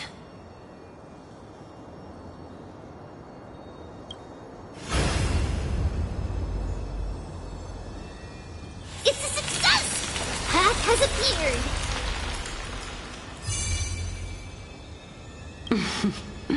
All of you have indeed passed the trial.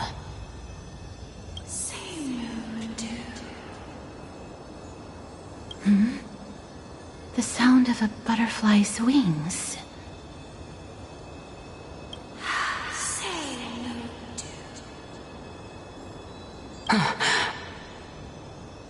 I'll be back shortly.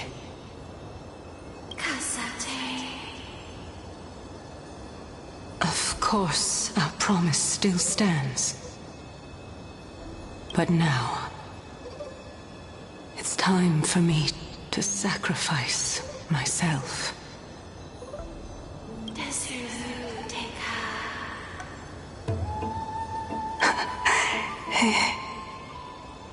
If the West Wind ever ends, let that be the place where we reunite. Farewell, love. Lady Calypso, this is...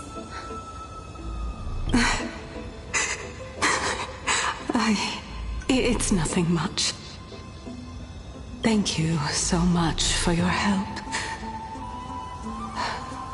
Now, it's time for me to fulfill my part of the promise. Well, in that case, I can start. You're actually Circe's, right? Mem. Oh my.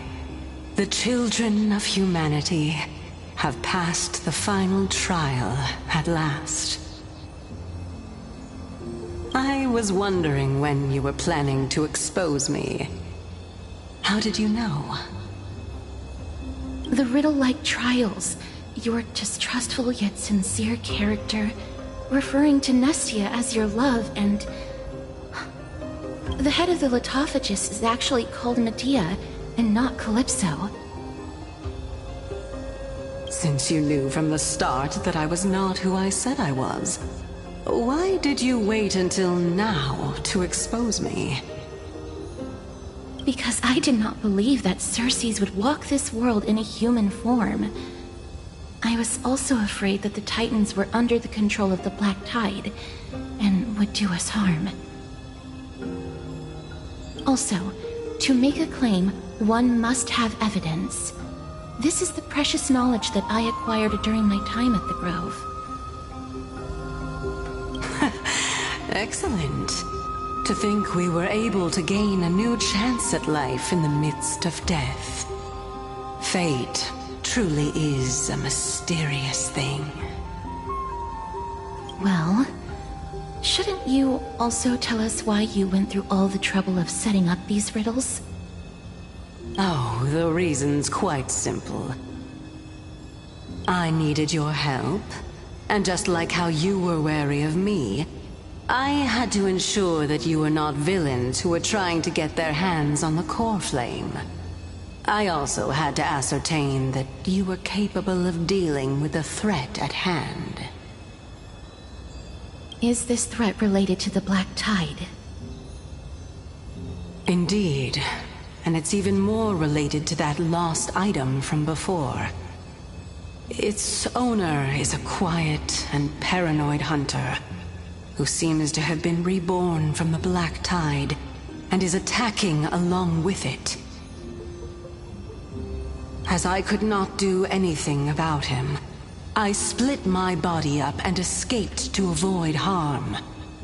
I bided my time for a chance to seek assistance. Unfortunately, this was not a sustainable long-term plan.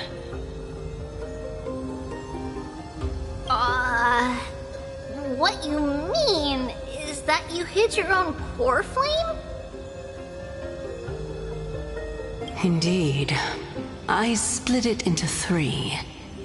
I hid one within the Golden Bough of Vows, and sealed another in the Amber, along with Nestia's remaining embers.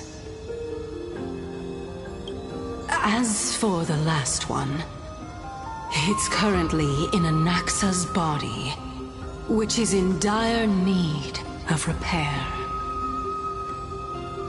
What? Do you mean that you're using such a method?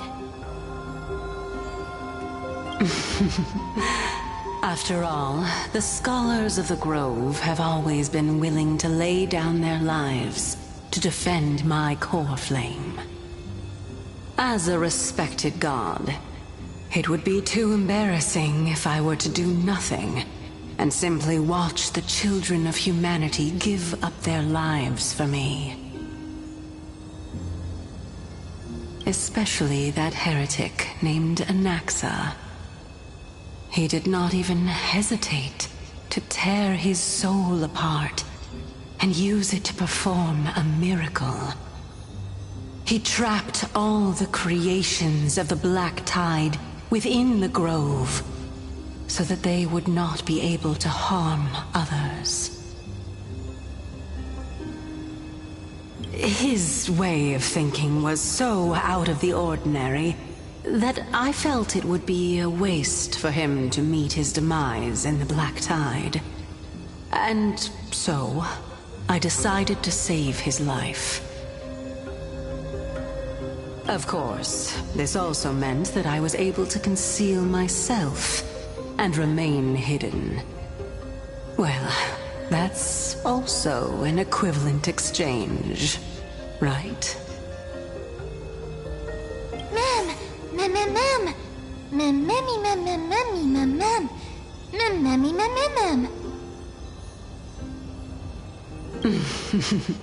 What a smart little bunny.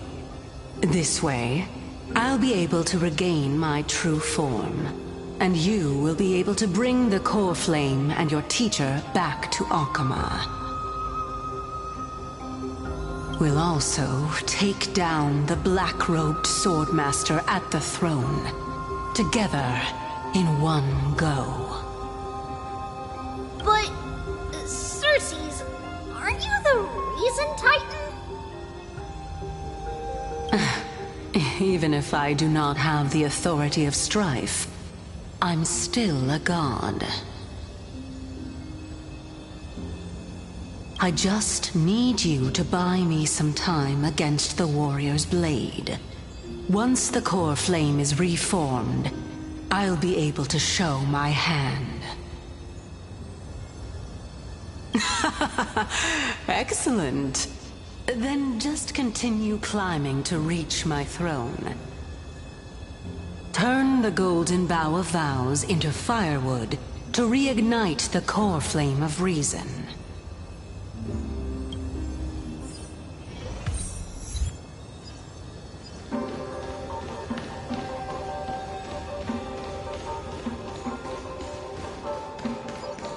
I'll leave it to you, children of humanity. May you be blessed with good fortune. It seems like a fierce battle will be inevitable. Don't worry, Trian will protect everyone!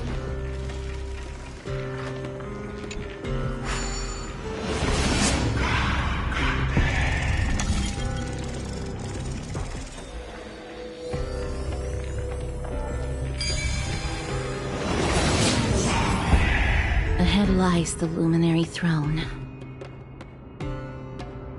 And also, the battlefield that we're about to step onto.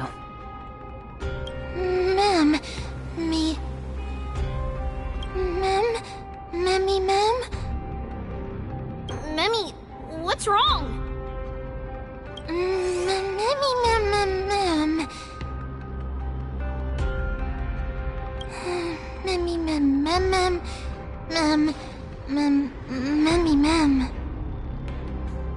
Is this Professor Anaxa?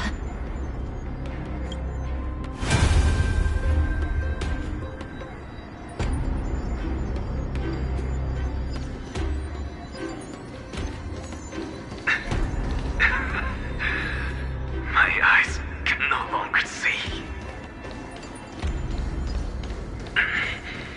No matter. All I have to do is to place this body at the core of the array.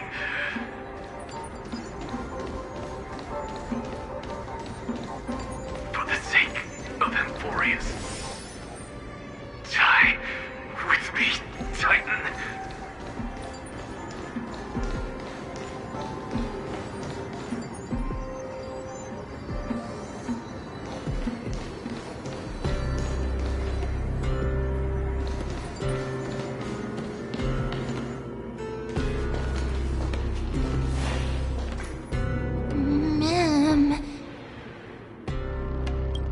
Cersei's was right. He's indeed here.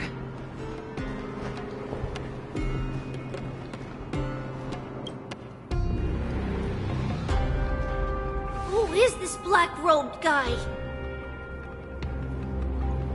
Mem.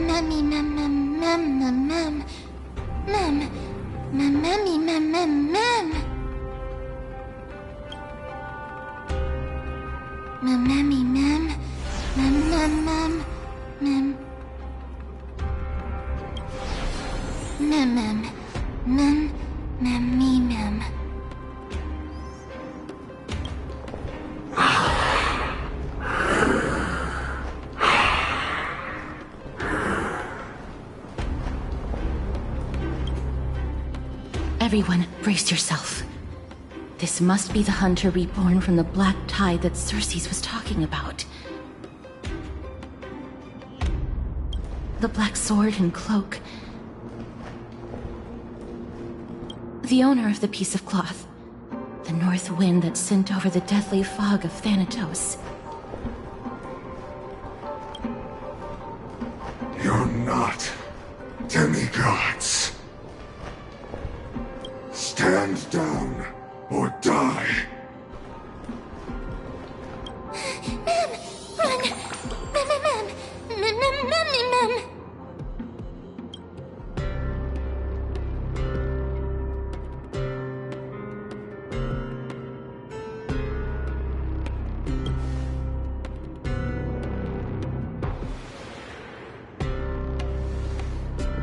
Trian will also protect everyone! Trian is brave!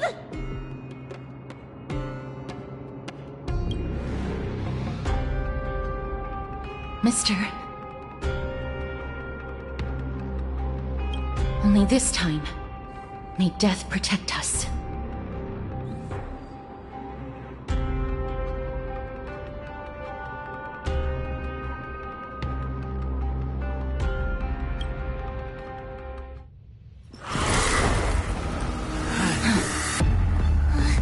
Be careful. One slash. Two slashes.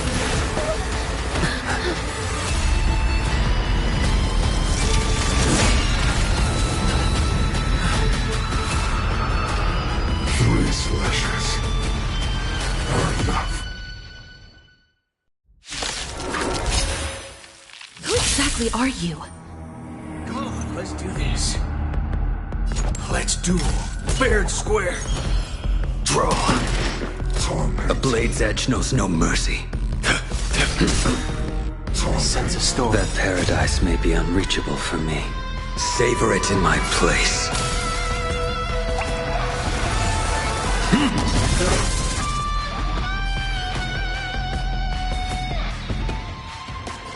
Heaven's Surge.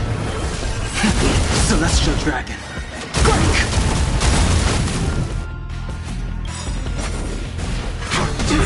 Haven't eaten yet. Awaken dormant scales.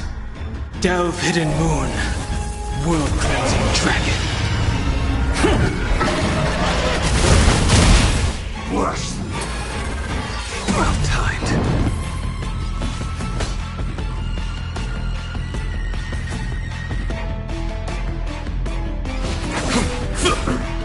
Torment. All of you stand still. Fire! There's no reasoning with you bunch anymore. There are only two kinds of people in the world. Those with a loaded gun. Those who dig their own grave. I will dispatch you by my sword. The fight is set. The veil to send you. Make good the loss. I wish not to use the strength. Follow my charge.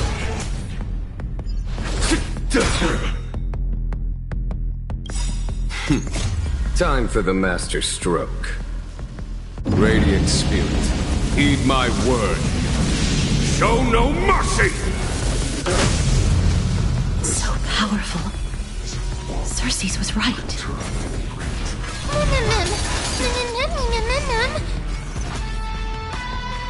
Bring it on, Booker. Draw. A blade's edge knows no mercy.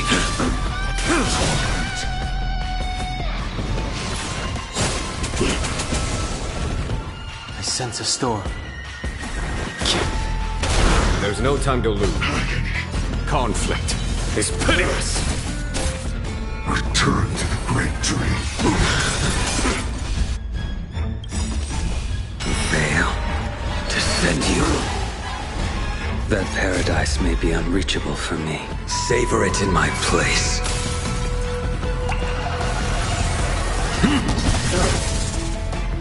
Offer your souls to the fire. Not good.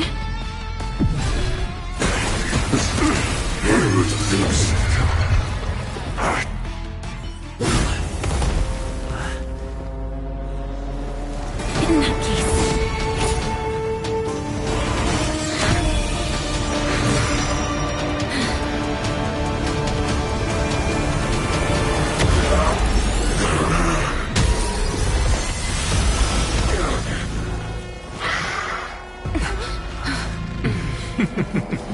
Can't be killed in a single blow. You are indeed no ordinary human.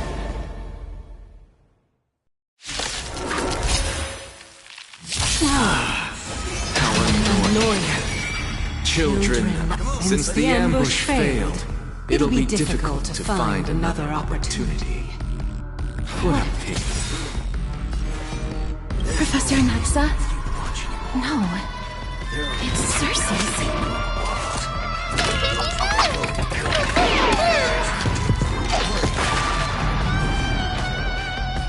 Your end approaches. Make good the loss.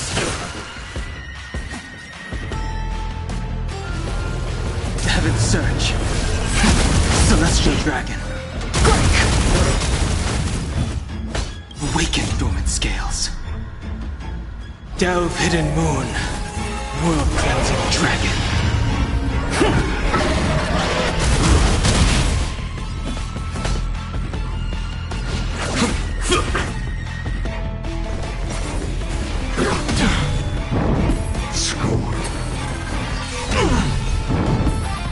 Veil to send you. That was tough. I'm... No! Look out, everyone!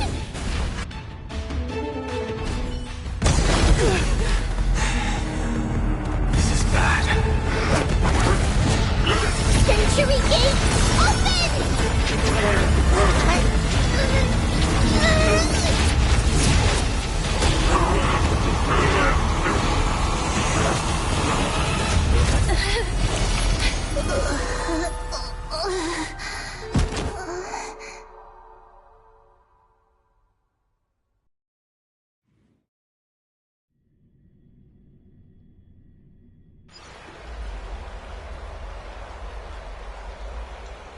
Phew. That was a close call. Thank goodness that we returned to Akama unharmed.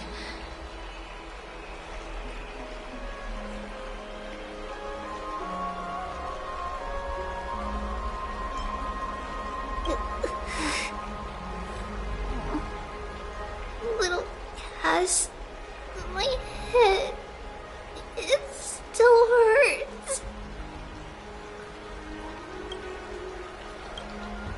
Sorry, I know you told me not to open the gate.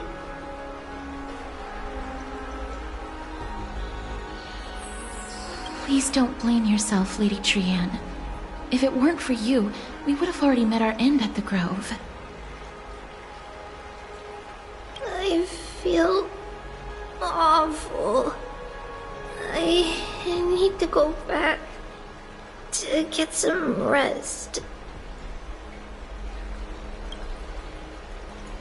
Lady Trian, you haven't been well since you woke up. Are you sure you can make it back on your own? All this noise and commotion. Akama hasn't changed a bit, has it? Are you... Professor Anaxa?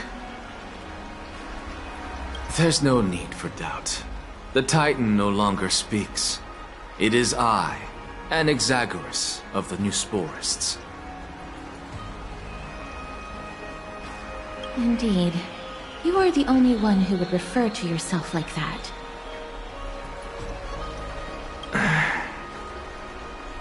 Professor, let me be frank. The mission Lady Aglaya entrusted us is to search for survivors, uncover the truth about the disaster at the Grove, and retrieve the core flame of Circes. That does not surprise me. And now, I'm a survivor who witnessed the entirety of the disaster, as well as the defenseless bearer of a core flame. Are you going to bring me to Aglaya to fulfill your duty? That is indeed my duty, but I prefer not to present you to her as a captive or spoil of battle. Fine. There's no need to make your life difficult. I'm not against meeting that woman. But I have some things to take care of first. The families of some of my fellow Grove Scholars live in the Holy City. Before we meet Aglaya, I want to visit them. Because Lady Aglaya will probably be against it. Let me guess. That woman will not only prevent me from visiting the families of the deceased, but will also suppress any information about the Grove. She's always been that cold-hearted.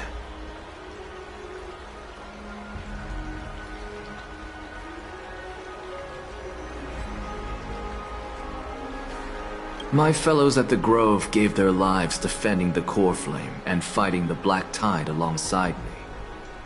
Their families deserve to know the truth. You intend to do it without her knowledge? Do you really think that woman would treat me well, even if I behaved and proved my loyalty? I wouldn't mind seeing a bit more anger on her face.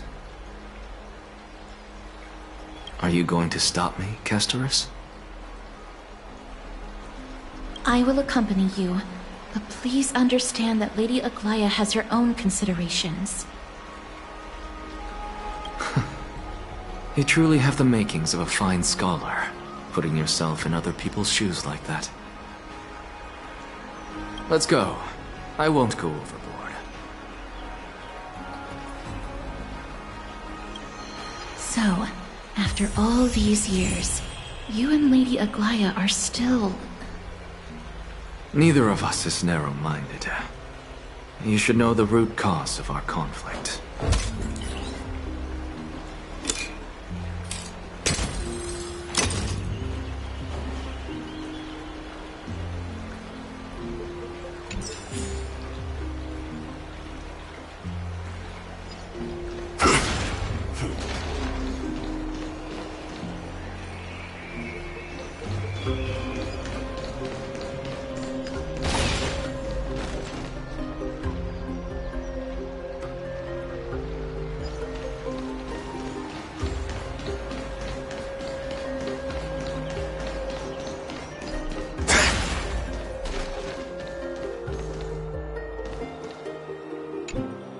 Hello. And you are? Hello. If I'm not mistaken, you are Callinicus' wife, right? Yes. Oh, are you a messenger? No wonder I haven't heard any news for so long. There's been a change in personnel, hasn't there? Ma'am, Callinicus passed away a few days ago, defending the Grove against the Black Tide.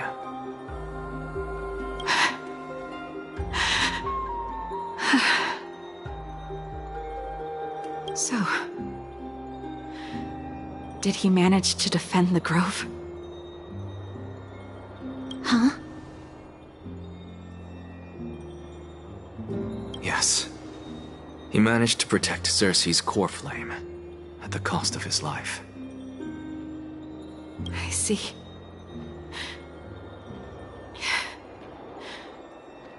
I'll select some of his possessions and pick a nice resting place for him. Please let us know if you need any help, ma'am.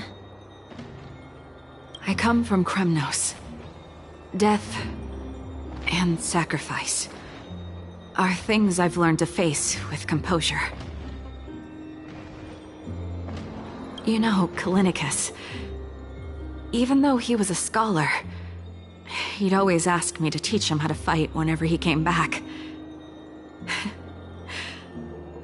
Isn't it funny that a Chrysos heir like him wants to learn from an ordinary person like me?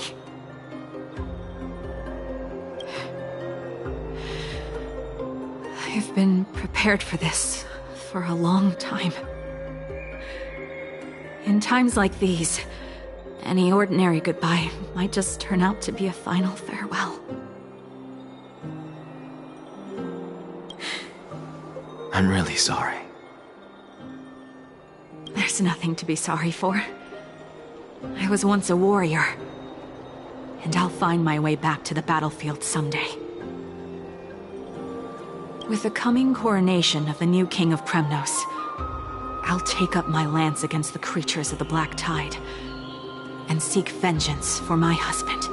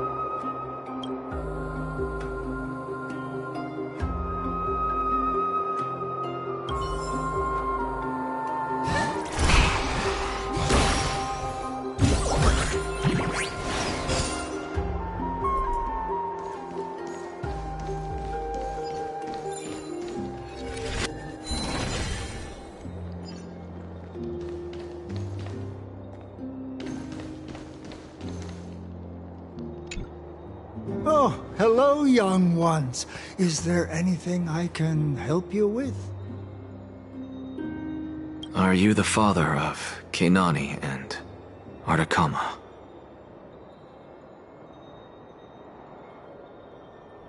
Ah, yes. Did my daughters cause trouble at school again? Alas, forgive this old brain of mine. Both of my daughters graduated long ago, and they are now scholars at the Grove. As I get older, memories from years past tend to blend together.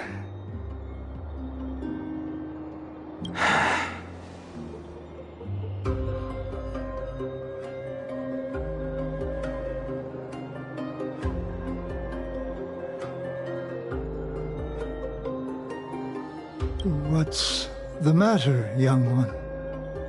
Why so quiet? Did my daughters really get into some trouble? If they refuse to apologize, just let me know. Their old dad can still talk some sense into them.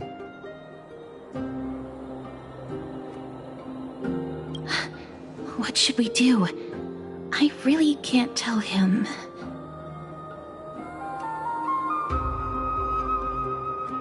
Mr. Fabio, the Black Tide took Kenani and Artakama. What? They fought until their last breath against the Black Tide to defend the Grove.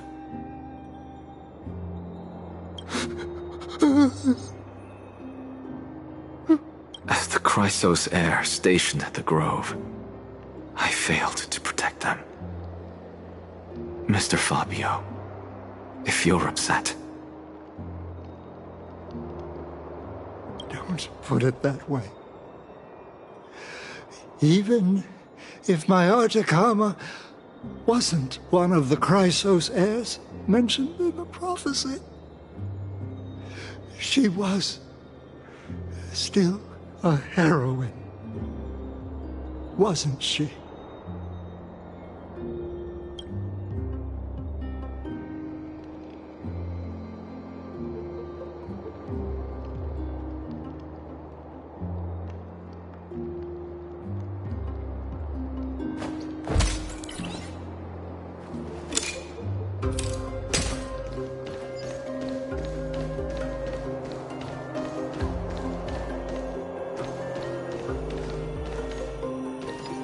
What's Dad talking? What's wrong? I'm busy. There's a lot going on in the city, and I've got my hands full. Mister, we're sorry to bother you, but... Wait, Lady Casters, did Lady Aglaia send you because of some mistake I made at work? Keep your cool, Titus. I'm Anaxagoras from the Grove of Epiphany, and a colleague of your father, Old Titus. A few days ago, your father passed away. Wait, what?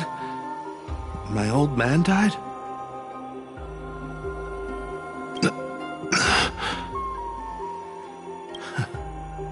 That's no shocker. At his age, he was due for the River of Souls any time. Just up and left me behind. That old man. I've been telling him for ages to stay in the Holy City and enjoy his retirement. But no, he just had to go off to that grove and mess around with those scholars. Still wouldn't budge after all those arguments. That stubborn old thing. I already got him a retirement home and was waiting for him to come around. All my effort is wasted now, and he didn't even give me a chance to say goodbye. That bull-headed old man, stubborn as a mule.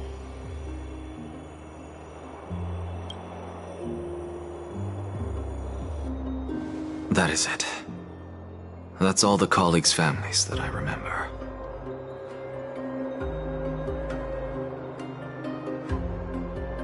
Good work, Mr.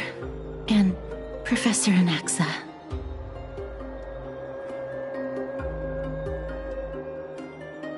Let's go. Take me to see Aglaya.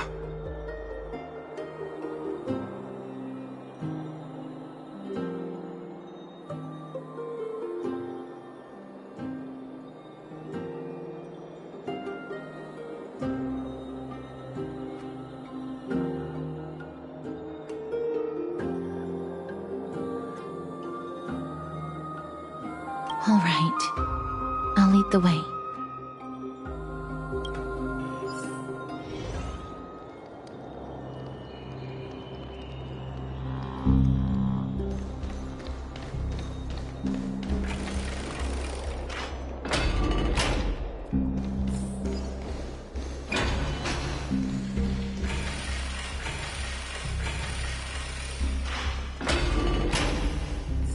This is the sacred beast of Magusa.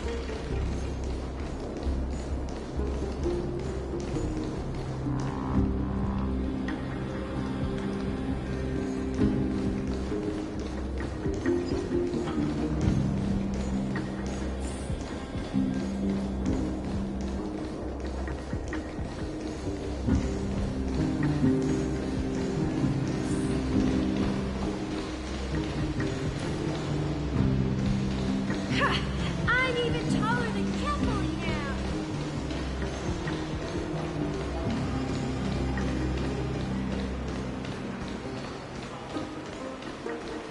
Thank you for the food you give us, great Circes.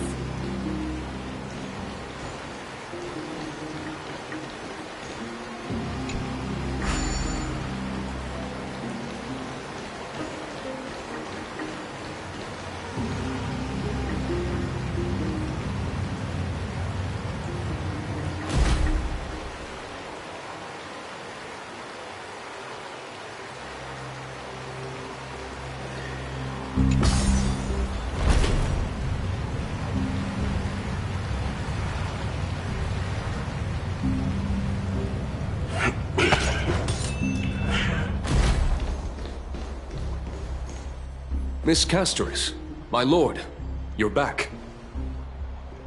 Hello. We have an important matter to discuss with Lady Aglaya. May we trouble you to inform her of our presence? My apologies, Miss Castoris. Lady Aglaya has just informed me that she has no time to receive anyone at the moment.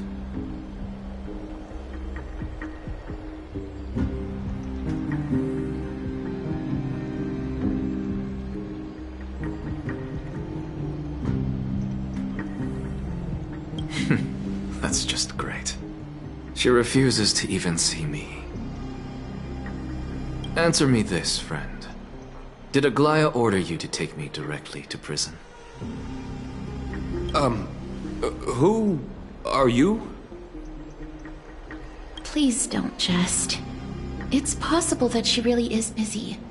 Let's wait here a moment, and I'll try to contact her using the slate.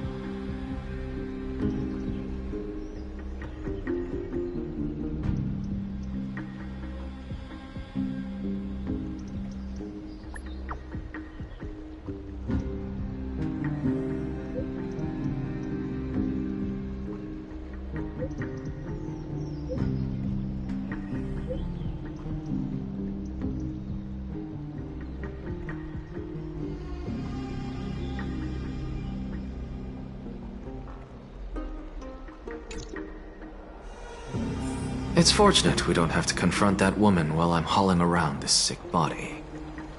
Castorus, and this friend I haven't gotten the chance to know, I'll take my leave for today. That Titan made a myriad of adjustments on their own. My head still aches from that. I don't want to stay a second longer in this noisy city if I can. Please be careful. Akama isn't the Grove. This place is covered by her golden threads. I know. That woman is extremely confident I won't escape her grasp. Don't worry. As I said before, I'll mind my behavior. Mister, so many unexpected things happened on our journey to the Grove. We truly had no intention of putting you in danger, let alone face the Black Tide head-on. The Black Tide is not just an enemy of Akama, but all of Amphorius. Even back when the forces of strife coveted the Holy City, their warriors still undeniably halted the Black Tide outside Castrum Krymnos. Negador's core flame now sits vacant, and the Black Tide has returned. The Grove is an academic city with the best understanding of the Black Tide. It shouldn't have fallen so easily, and yet it was taken overnight, leaving the city in blood and tears, haunted by the spirits of departed heroes. The trial of strife is imminent. I pray Mighty will be able to steal his resolve soon.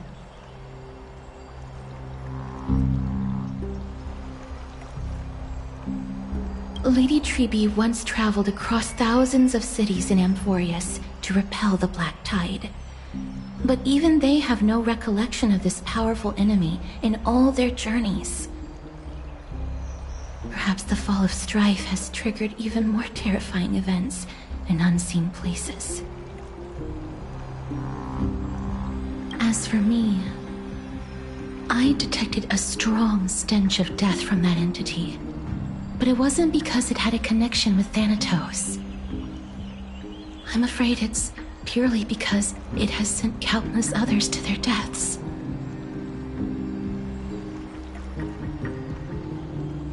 Speaking of Thanatos, Mister, there is something else I wish to verify with you.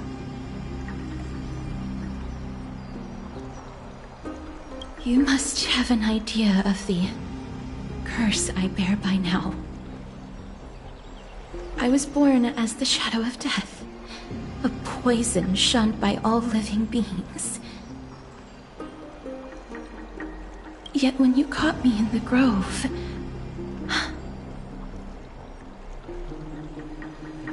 I'm curious why you weren't affected by my power, Mister.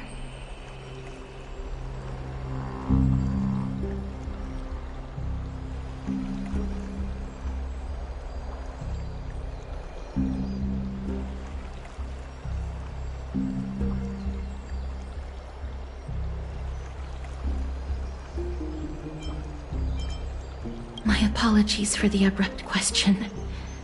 For all my life, I've always wondered, what is my connection to death? And why am I inextricably linked to Thanatos?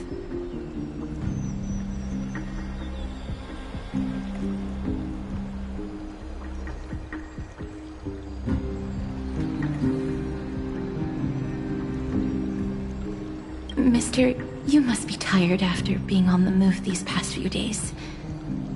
Please set aside the tragedy at the Grove for now, and rest for the day.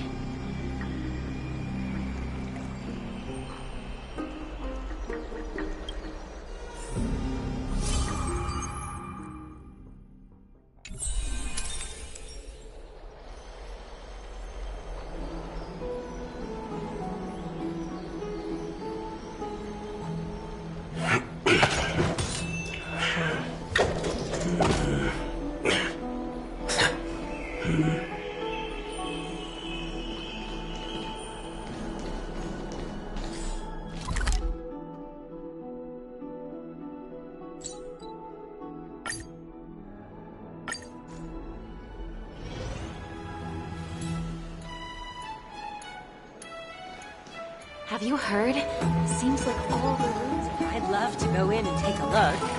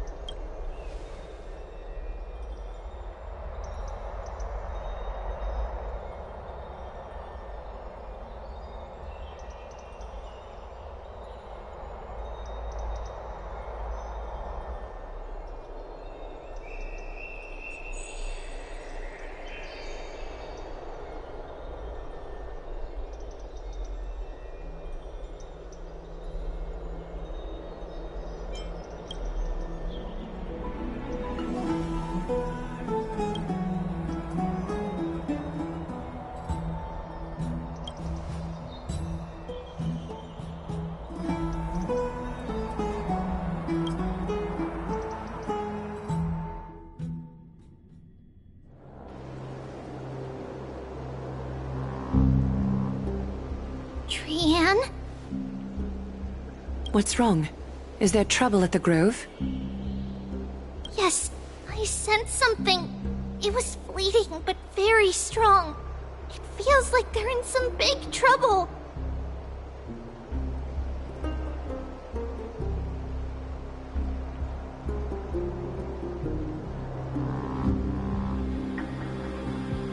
Trian used the Century Gate again.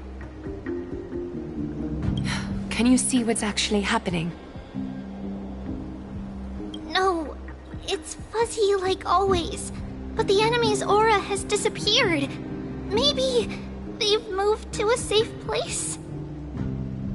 Let's hope that it's just a false alarm. We should place our trust in him and Castorus, teacher. They will keep Trian safe.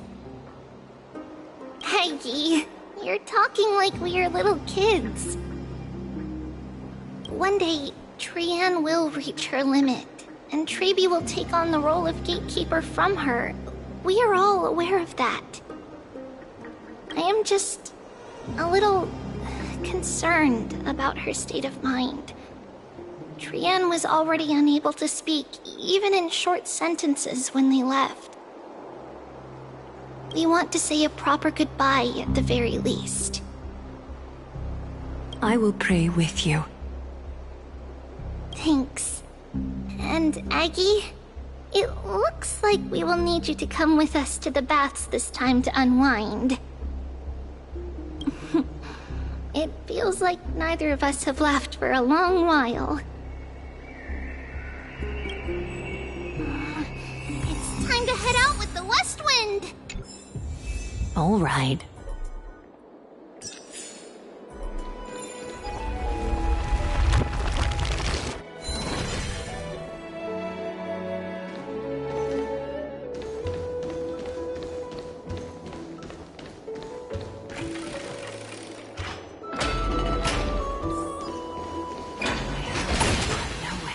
Here's really hot and heavy. Has it always been like this?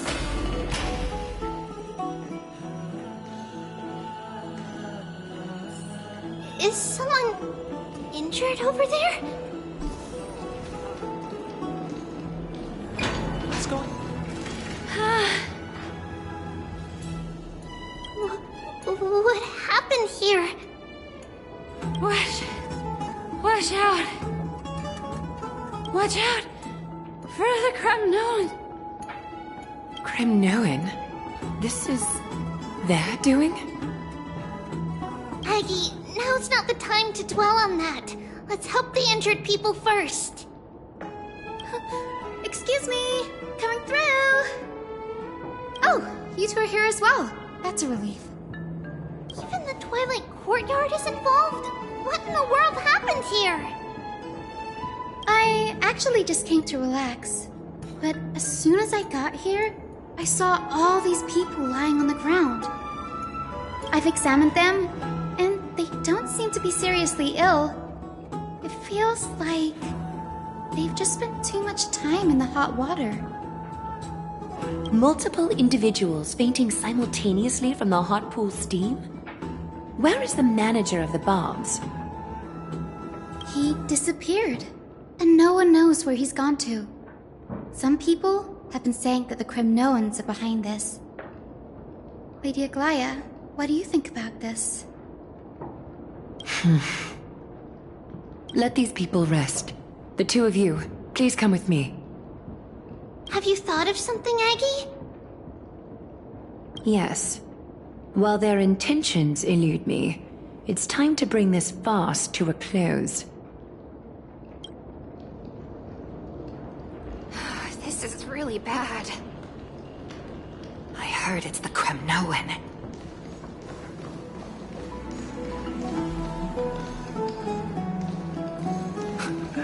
This is all you can do, huh? Pitiable deliverer.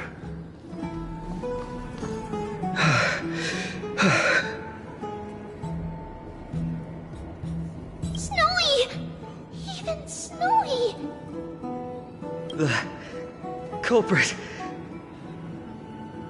The culprit is Mightimos. Oh. V!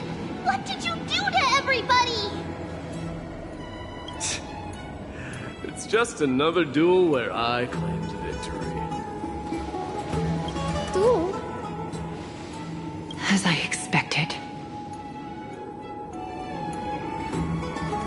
On the surface, these two are the mightiest warriors in the Holy City, but they're still impulsive youths at heart. Speak up, Mighty. Tell us exactly what kind of foolishness you and Finan indulged in this time.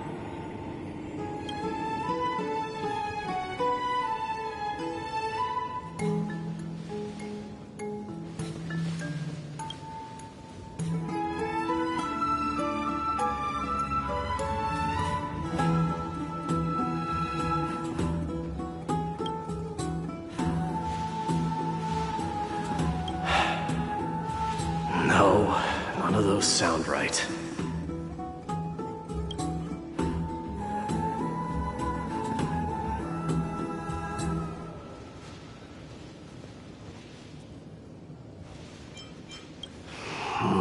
Forget it.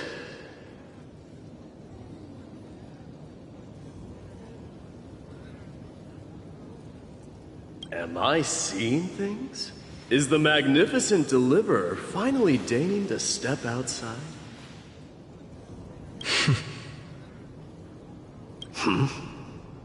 What kind of response is that? Nothing. I was just imitating your usual response. I don't feel anything special from you. Have you passed the demigod trial? The ritual hasn't reopened yet. In case you forgot, it hasn't been that long since I pulled you out of the trial. I didn't forget. Then, you're welcome. In twilight's last gleam, Akima stands bold. Her walls sturdy, tales untold. Dreaming of her fruitful gardens, pilgrims arrive from distant lands. Figs and olives, so grand. Yet little do they know that they will step into flames, fuel to the fire, a burning brand. What are you playing at this time? I just felt like reciting a few lines of poetry. Surely the Crown Prince of Kremnos knows how to appreciate poetry, right? Kremnoans steer clear of such weak literature. But my library doesn't lack collections of this kind. These lines express the poet's yearning for their home, just as Akuma is distant from many people's homes. I know how to interpret poetry, Haikis. There's no point in pretending to be profound, my friend. Thank you for helping me out when I was in a tight spot, but it seems to me that you aren't prepared for the trial either. Don't compare your situation with mine. My people are still relying on me. I can't ascend to godhood on my own without first resolving their issues. So, are you suggesting that you, the mighty Mightimos, and the heir to the throne of Kremnos, wish to defy tradition that has endured among your people for millennia? I'm still thinking about what I should do. Never mind. It's probably not my place to offer you counsel. An idea does strike me, though. Go ahead. Let's see what terrible ideas you've come up with this time. Maybe we both need to relieve some stress. Come, Mightimos, let's recommence our previous competition. This time, we'll see who can stay in the super hot bath for longer. What? Are you chickening out? The phrase chickening out does not exist in the Kremnoan language. I just find the situation absurd, that's all. All-knowing historian, are you not aware that we Kremnoans use boiling water from sword forging for our baths? Looks like I'll have to teach you some royal etiquette today.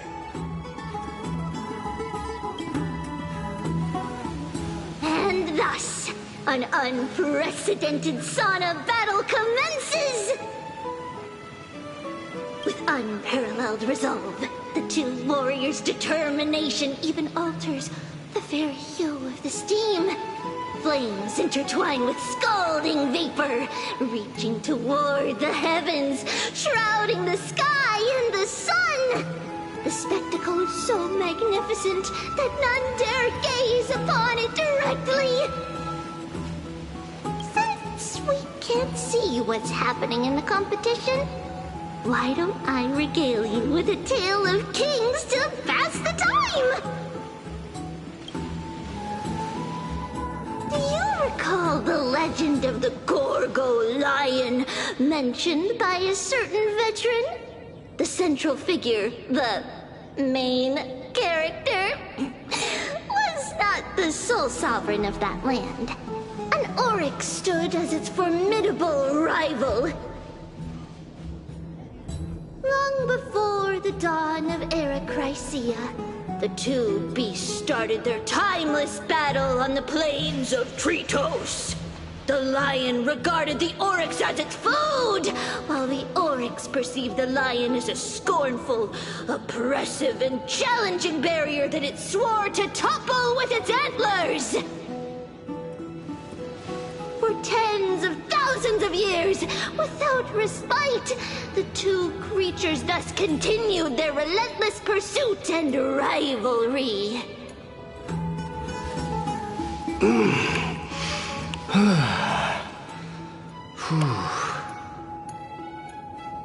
It fixated on its rival's fleeing form in the chase.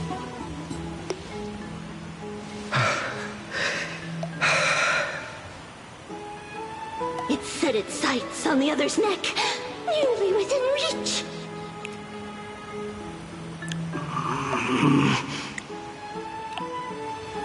It was stuck in a corner.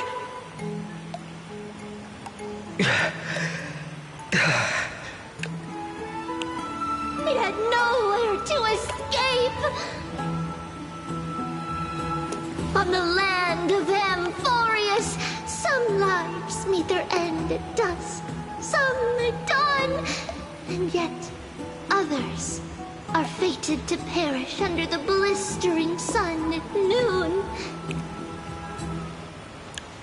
And at last, the most scorching moment of the day descended upon them. The formidable hand of fate heeded their call and arrived! My lords, would you like me to reduce the temperature a little?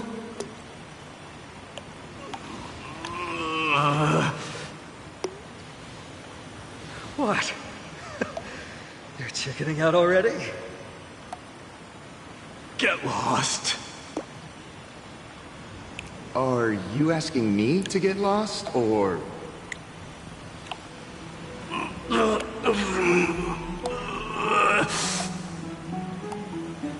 Do whatever you want.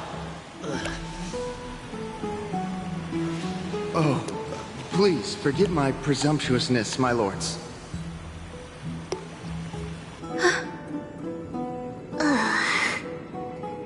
What a spectacle of folly. This is what you get for daring to challenge a Cremnoan without understanding your own place. What I'm saying is, your little game dragged down quite a few innocent souls alongside you. Personally escort back home the customers left awestruck by our formidable presence. This isn't fair. You are wearing way less than I am. Is this the latest trend now? Getting into the baths while dressed in full armor? Don't look at me like that. It was he who challenged me. There is no word for flee in the Cremnoan language. Very well. Let us bring this farce to a close, shall we? Warriors, it's time to get moving.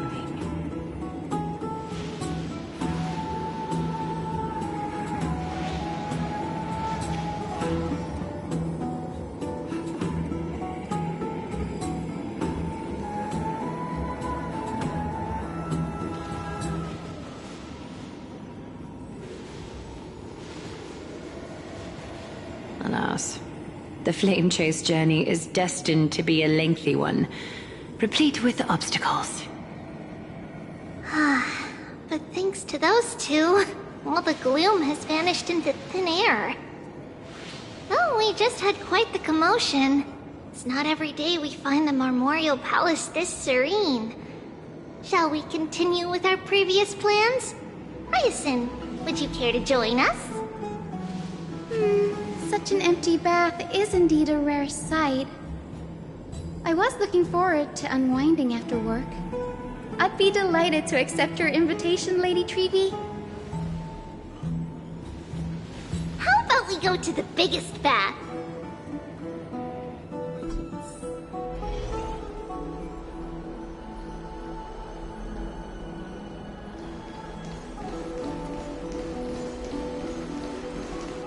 Let me check. The water temperature feels just perfect. So, how is the feeling of having the entire bath to yourselves? It's so good. But, Lady Treevee, aren't you going to soak in the bath with us? We will have to pass. After all, we've become children. Please understand that she can no longer endure the heat of this pool due to the blessings of Yanis. Oh. Are you curious about us, Hyacinth? I am, but something tells me that it might be better to change the topic. Don't get all nervous. It's not something we can't discuss. The truth is, a long, long time ago, we were a mature adult just like Aggie. Then, because of reasons, We inherited Yanis's divinity and gained the power of passage. And in return, the price we had to pay was the splitting of our soul. Each opening of the Century Gate intensifies the strain on Treeby and the others. They are gradually regressing towards infancy, both in body and mind. We don't know what awaits us at the end either, but anyway, that's why we've turned into children. In that case, when you opened that giant sentry gate above Akama during the battle against Nikador... Well, there's no way around it. We all know that the flame chase journey won't be a smooth ride.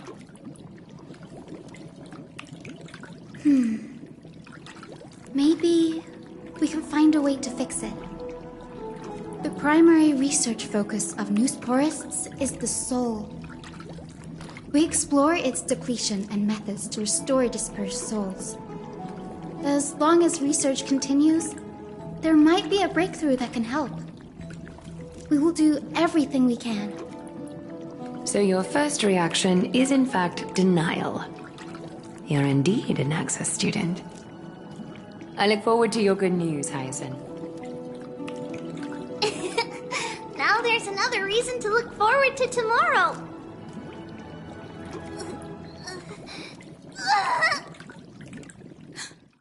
Lady Treeby, what's wrong? Something's off. It's that strong feeling again. Is it Trian? Wait, no. It's not Trian this time. It's Trinan. Trinan is in danger.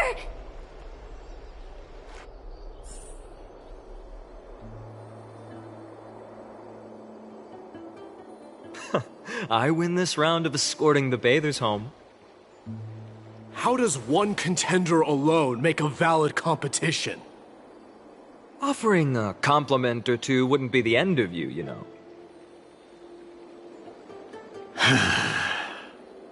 Haikas. What is that word? Is that your native tongue? It means hyena. I'm likening you to a weak hyena. By the way, you emphasize the completely wrong syllable. Though we've been acquainted for some time, I have rarely heard you talk in the ancient tongue of Kremnos. It's because I'm not exactly a master at it either. I can listen and read just fine, but when it comes to writing... You can write?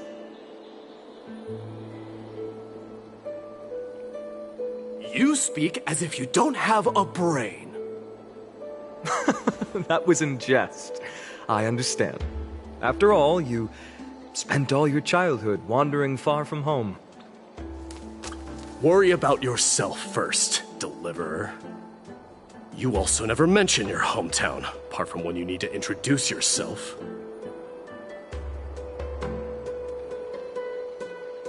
Well, it's because there isn't much to say. Ides Elysiae is simply a tiny village that disappeared many years ago in the flames of war. The only times I get to see it are in my dreams, and in the trial from the Lance of Fury. I knew it. Yes, I saw it all. Ides Elysiae ablaze with everyone. My family, friends, and my kin, lying in a sea of flames. A blood-red half-sun hung in the sky, just like on that day.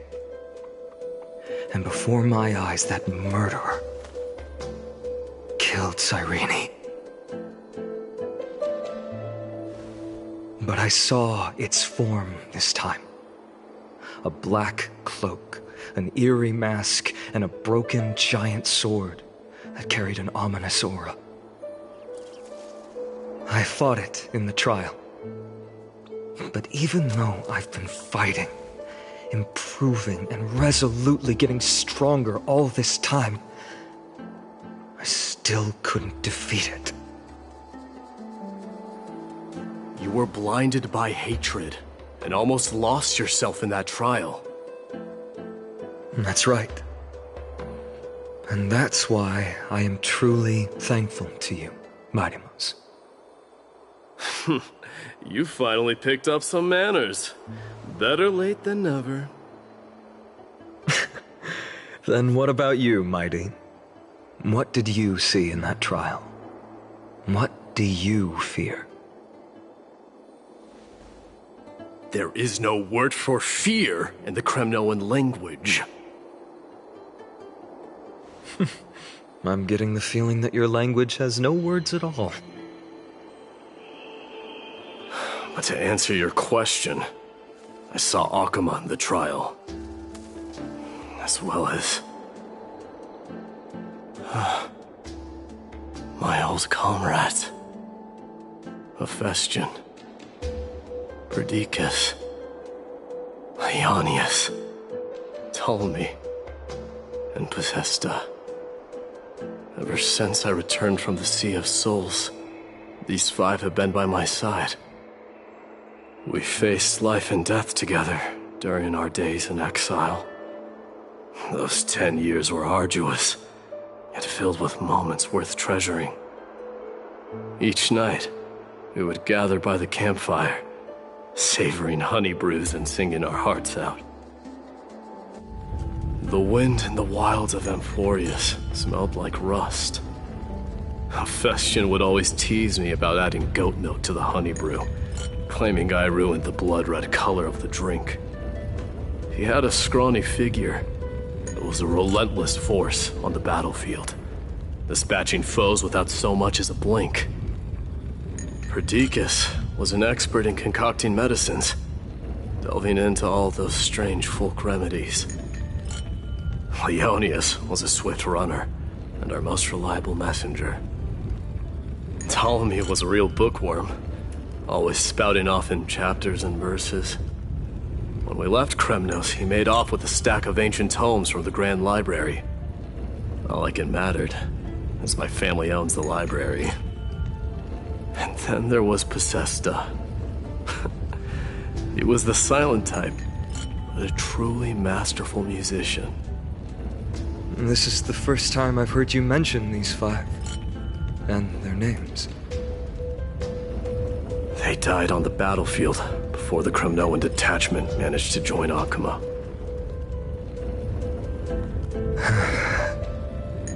Perdiccas was the first to go. He was shot in the stomach by a poisonous arrow from the people of Ladon in the 2nd month of cultivation. In the end, his remedies mended all but himself. Mightymouse, do not mourn. I have achieved honor by bestowing a noble death upon the enemy. Leonius died in the 5th winter. Idonia's snowstorm lasted 3 full months. On the night of the fiercest storm, our foes launched their assault. Idonia? Is that the city Castorus used to live in? Yes. Those zealots were as fearless as Kremnoans in the face of death, but they lacked respect for honor. They cornered us in a bottomless swamp. Leonius covered for our retreat, and they cut his legs off. He vanished into the mire of a foreign land, his body never to be recovered. This is perfect. Mightymouse, I can finally deliver the news of you ascending the throne to the Netherrealm.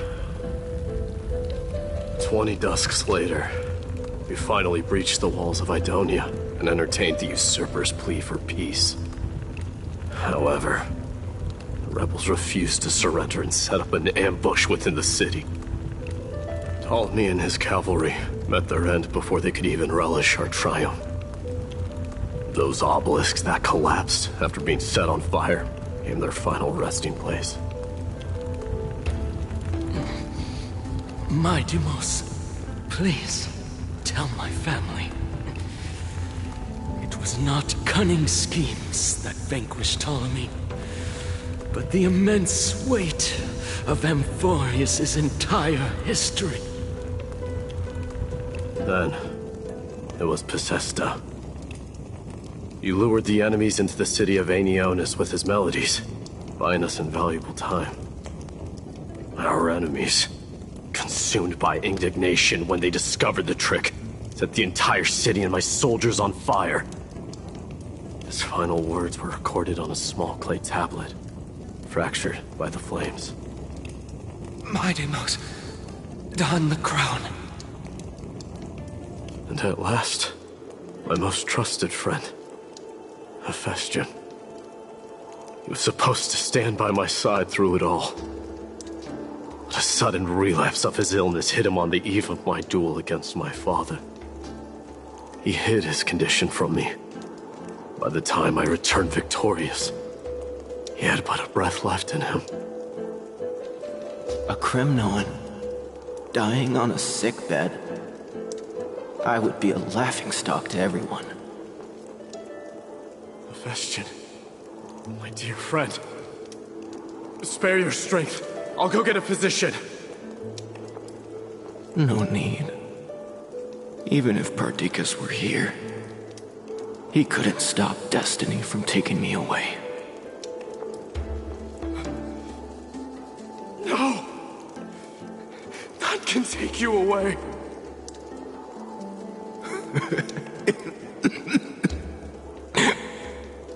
My Deimos, our king, do not shed tears for me. It's not befitting of your status. Farewell, my dear friend. You must lead us back home. What a grave trial indeed. Now I understand why you see immortality as a defect, or even a curse. My father threw me into the sea of souls to break the wheel of karma. But little did he realize it would grant me an immortal body and summon a fated revenge on his head. Following his demise, I considered leading my people back to our homeland. Kremnos had already turned it into a wasteland. Only darkness and insanity thrived there. Against the dissent of many, Crateros included, I made the Cremnoan detachment stay in Akama. But I know that their glory will never be doused out. The instant of strife shall inevitably arrive. If you take over Nikedor, then you must begin the journey back to your homeland. So, you hesitate because you think leaving your people in the Holy City is a better choice?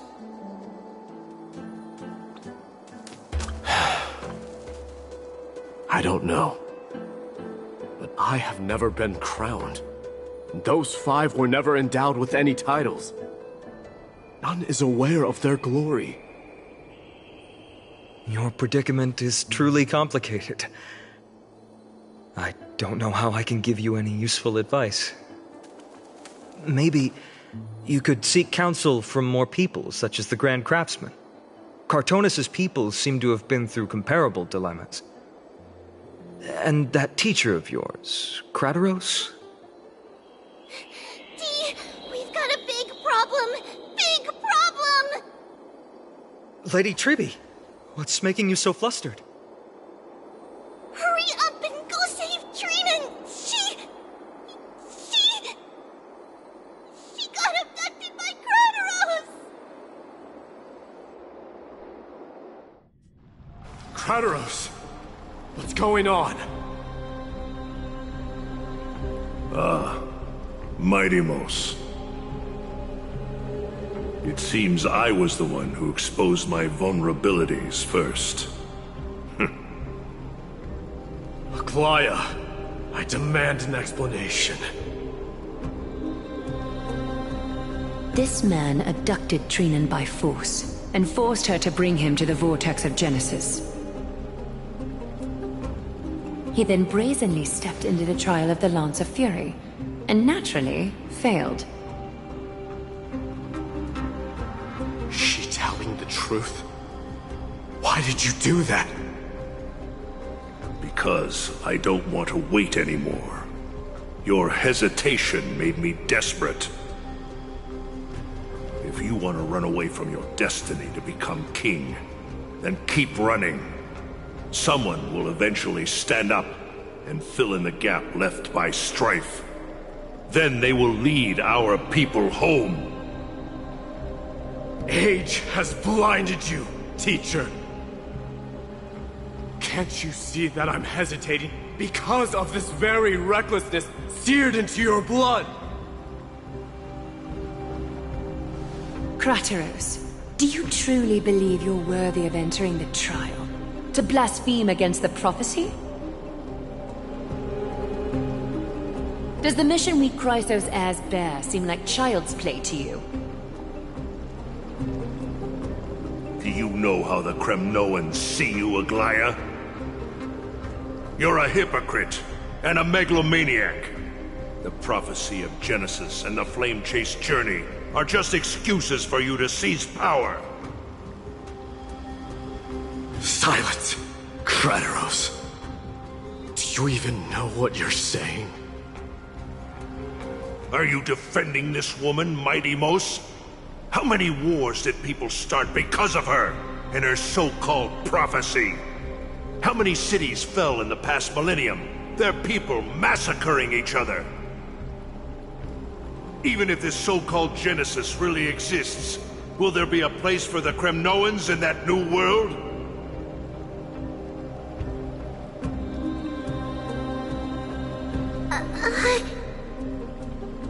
Are you done talking? By agreement between the Chrysos heirs and the Council of Elders, those who trespass upon the Vortex of Genesis need not be tried by the Council. I am allowed to pass judgment alone. Crateros, your actions are unforgivable. I hereby sentence you. Aggie, wait! We have a proposal! Someone has to resolve this conflict between the cities.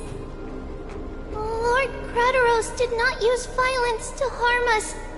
We can sense that his anxiety stems from his concern for his people's future. Please, Aglaya, hear us out first. I'm listening. I'm sorry, Lord Crateros. We were so preoccupied with deciphering the fragments of prophecy that we neglected those of you not favored by its message. Your accusations were harsh, but justified. We wish to earn your trust, and those of the Kremnoans. I think the best way to do that is to take you to witness the source of the prophecy for yourself. How are you going to show me something that has no form? You've heard about that Outlander, right? He has somehow made a connection with Orynyx and can completely replicate scenes from the past. We will ask for his aid. Tomorrow, at the Abyss of Fate in the Temple of Yanisopolis, we will show you everything from that distant memory, Crateros. A fair proposal. I accept. Until then, you will be stripped of your freedom. That is my one condition, and I will brook no argument. It is not the first time I've been made someone else's prisoner. Do as you please, demigod. Teacher, why did you do this?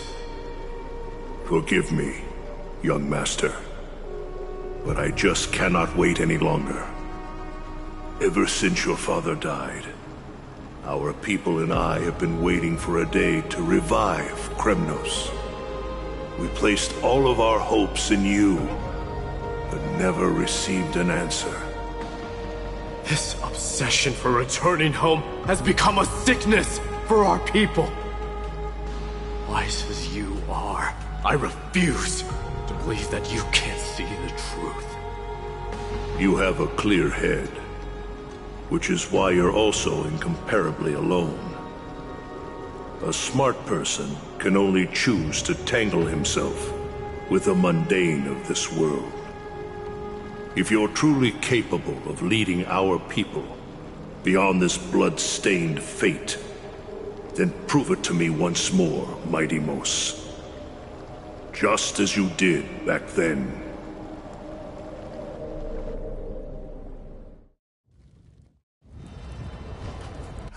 A fierce fighter. I did not expect such heroism from a feeble Acheman. Fulfill your duty as the victor, warrior, and tell me your name. I seek an honorable death from you.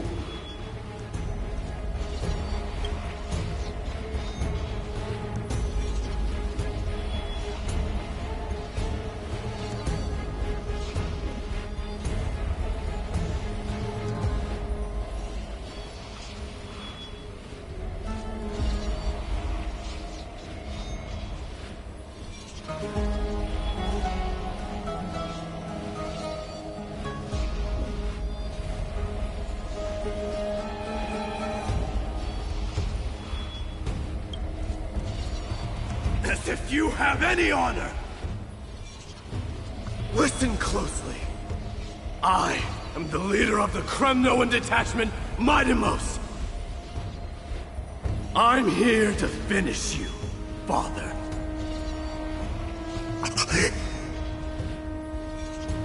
It is you, the beast spurned by all. So you did defy death. The prophecy was true. You will bring an end to my Kremnoan dynasty. Defy? You're wrong. Death fears me. It's the reason I have this body of steel. As for you, you already stand at death's door, Father.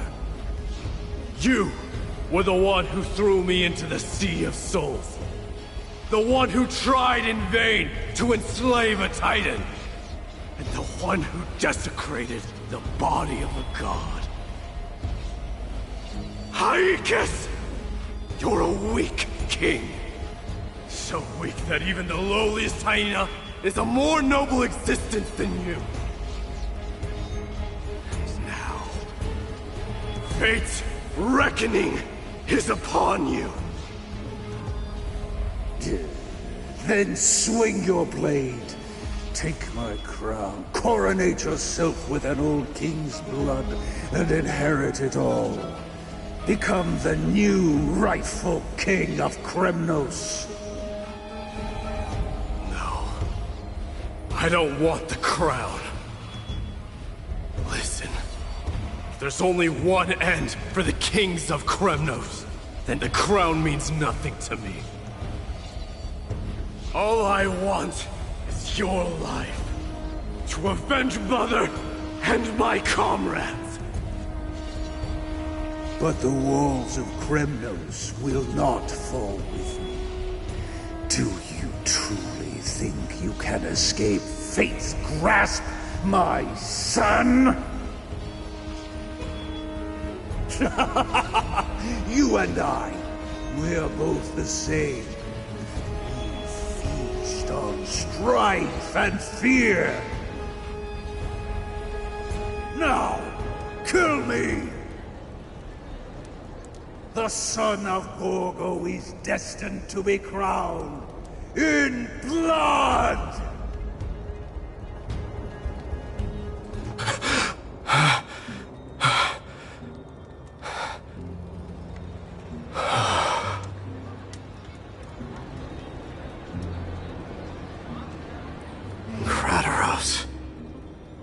He said the Grand Craftsman Cartonus might have some suggestions. Might as well go see him. Grand Craftsman, how have you been? King of Kremnos it is. That you would come, I knew. You knew I was coming? Your matters, I've heard. The path forward you seek. But before that, take this. What's this? A signet ring. For the King of Kremnos. Belonged to your mother. Recast and restore it. I did. What? Mother threw it into the Sea of Souls. A long time to fish out it took. Very fortunate we were. I can hardly imagine how much patience and courage it must have taken to find such a small signet ring in the Sea of Souls. I owe you one. Gratitude there is no need for. Repayment for saving me, this is. Questions you bring with you? Ask, now. Fate I've always denied. It's finally caught up to me. By all rights, I should accept Strife's authority. It would make everyone happy. The Chrysos heirs, the Council of Elders, the Kremnoans. Even the bards who will write it all into song. Yet hesitate still you do. Hesitate, why do you, young king? Because of my people. Be they men, women, the elderly or children. The hearts of all Kremnoans yearn for home. They've all been waiting for this day. For the day their king returns. Children of Strife would then be able to go home and embrace the old traditions. Never mind that most of them have only ever been heard in these so-called traditions and song. They would then gather around their king and throw themselves into battle. This is not a good thing, you believe. The Kremnoans have been trapped in a cycle of bloodshed for the past 1,000 years. They seek vengeance, start wars, become prosperous, and decline. How much innocent blood flowed into the River of Souls in all those years?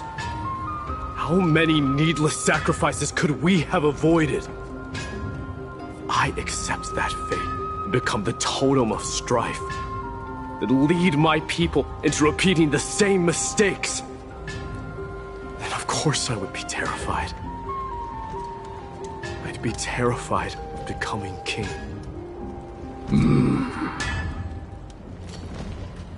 A different kind of Kremnoan you truly are.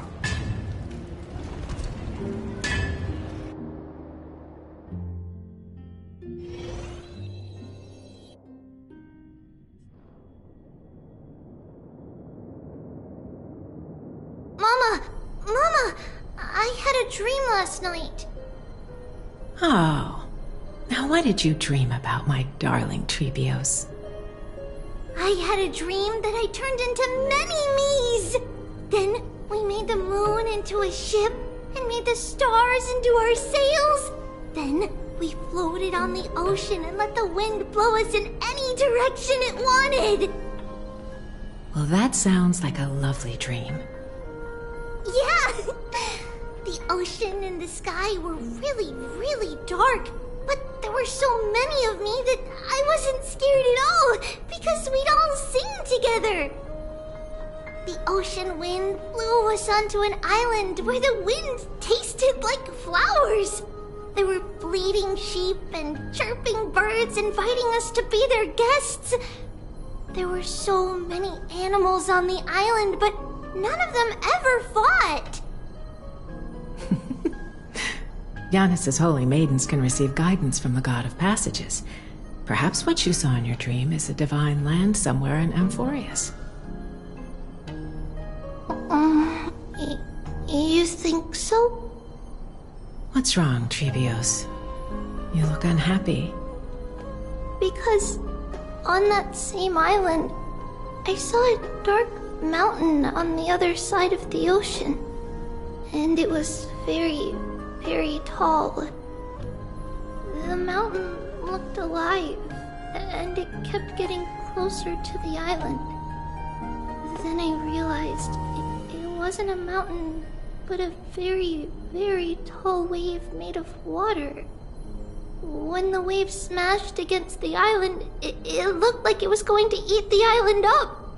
The small animals tried to chase it away, but they couldn't stop it. Then there was a bang and I woke up. A dark wave. Mama, does something that scary exist in real life? Yes. Unfortunately, it does exist in Amphorius, but it's very far away from our temple. We call it the Black Tide, though it has nothing to do with water. It has no shape or form, but it can swallow up animals, humans, and even titans, turning them all into monsters. Oh, the Black Tide is a baddie. I don't want everyone to turn into its food. Can't we chase it away? Of course, my dear. You only need to behave well and listen to what the adults tell you. Study all the knowledge and etiquette you need, then grow up and become a proper holy maiden.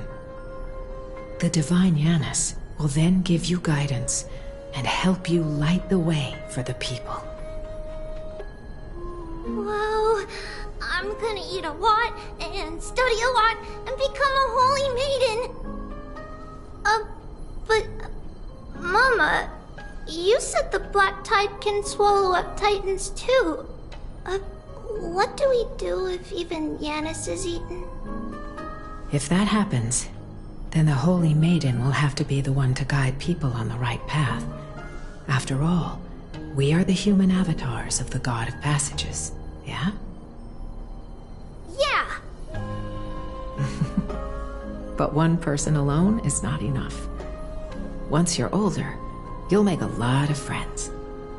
You must do your best to unite them, because that's also our duty as priests. Friends? Are they also like me and Mama with pretty red hair? They might not, but they'll certainly be just as smart and kind as you. Mama?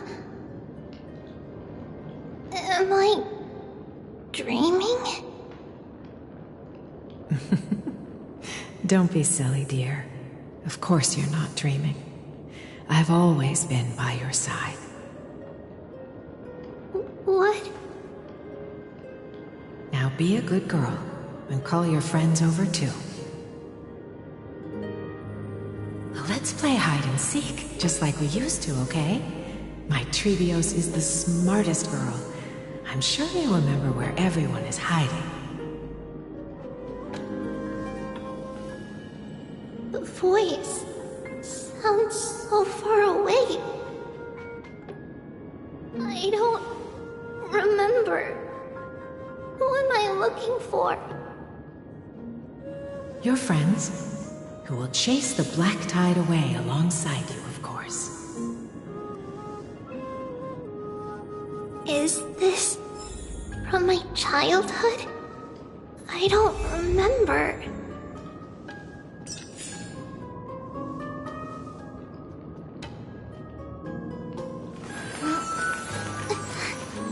It's a blessing to the patch.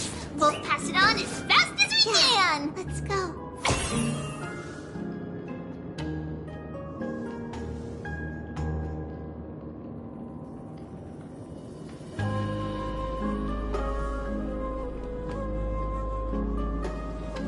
Use the spindle to connect everyone.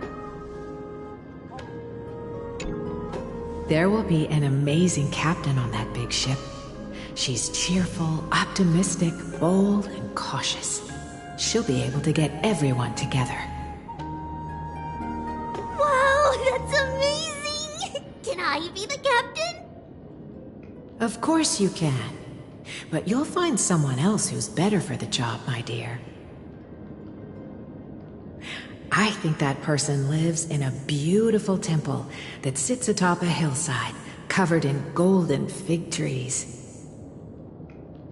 There's a noble girl there who's very smart, but also very delicate. Just like Mama? Perhaps. But before we find the captain, the ship also needs someone who can navigate it. Who could that be? Let me think. I know! She's Trivy! I named this doll after myself? I don't remember it all. Is this a dream? Or something that happened in the past?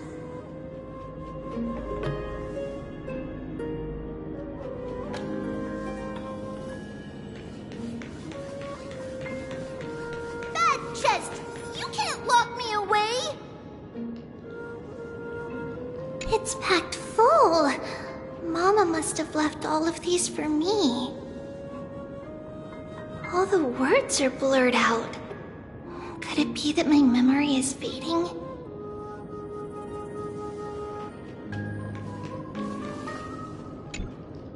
Huh? Why is this doll inside a chest? It's holding a sword. Why? Many years later, many brave warriors will board this ship. They're skilled combatants who fear no danger. Ooh, I can learn how to fight too and protect everybody! Silly girl. You're Yanisopoulos' holy maiden. It's not your duty to fight. There will be many others to protect you. Alright. Then where will they come from? I believe one warrior hails from a lovely village where bulrushes flourish, while another comes from a magnificent royal city. Though each has their own troubles, both are ready to lend their strength for the ship's long voyage. In that case, let Trian fight by their side! This way, they'll always stay on course! How could I have known the name Trian back then? Was it just a coincidence, or...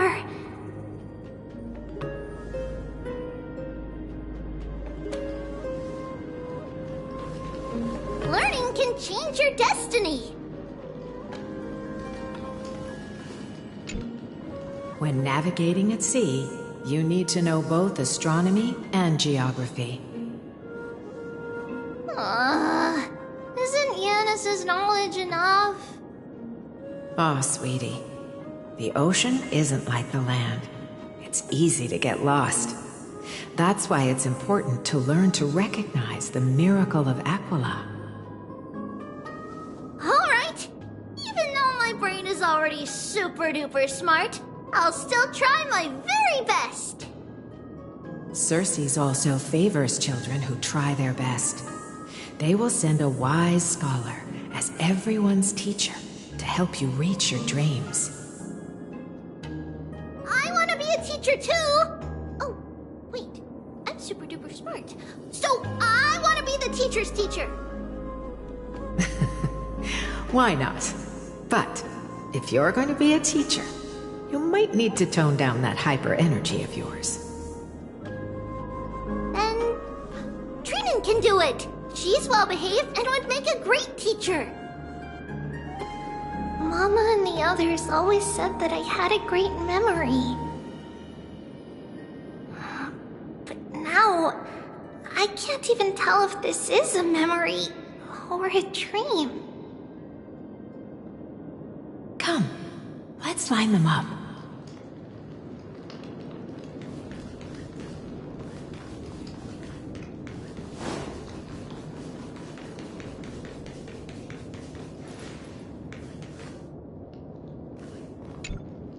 Now, Trebios, set them on this music box and let them compose a melody for our song. Music box? What's that? Sweetheart, are you still groggy from your nap? You invented it. I invented it? What does it do? Oh, my lovely Trebi. You're usually so bright. What's gotten into you today? Well, you might as well see for yourself.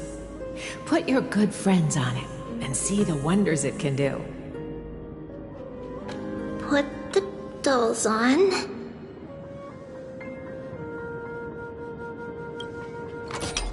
It's rotating, and I can hear something.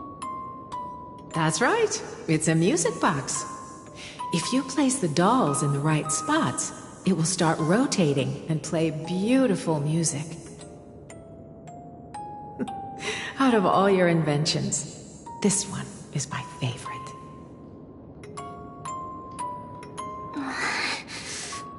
I don't remember. It's all right, my child. I'll sing along to the tune, and it will help jog your memories. Happiness abounded in this lush land by God's chosen. Giants raised their glasses in a toast, beheld by the 12 constellations. 3 carved the heavens and the earth. 3 wove the threads of fate. 3 molded life with their hands, and 3 guided calamity's gate. They declared the world too unstirring, hence wished endless laughter upon the living. Thus you and I were created, with words and song to weave, and love and intimacy to give. Thus creation was complete. Who then will bear the weight of humanity's souls, to lighten the steps of the living as a whole? O great Kephale, all-knowing Father of stature so tall, yet low does their gaze willingly fall.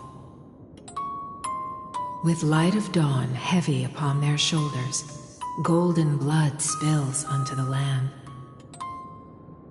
converging into a boiling river that flows to the heroic heirs of this world.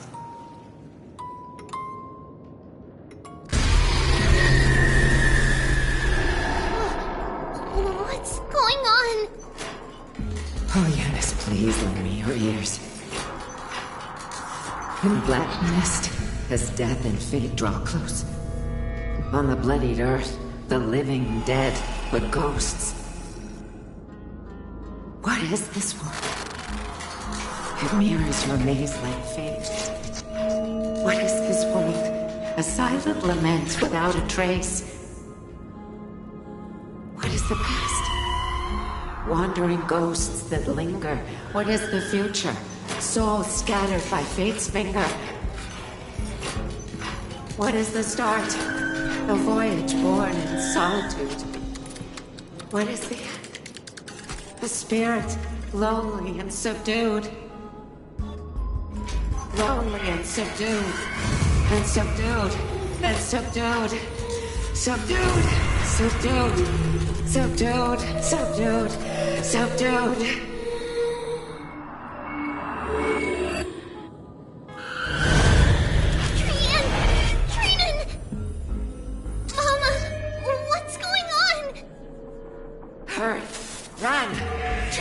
Run! The black tide has arrived!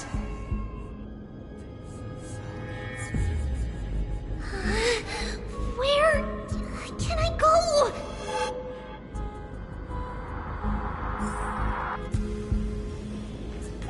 What's this?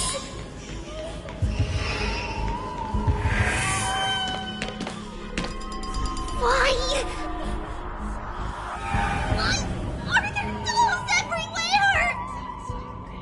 This is the sacrifice of a holy maiden.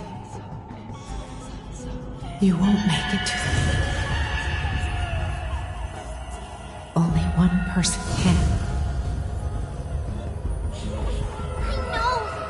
I know! It's fine if we can't reach the end. Our minds are made up. Go. Bid your farewells, Trivius. Time is running out. Mama, are you going to leave me? My sweet girl. I will never leave you. But remember this, Trevios.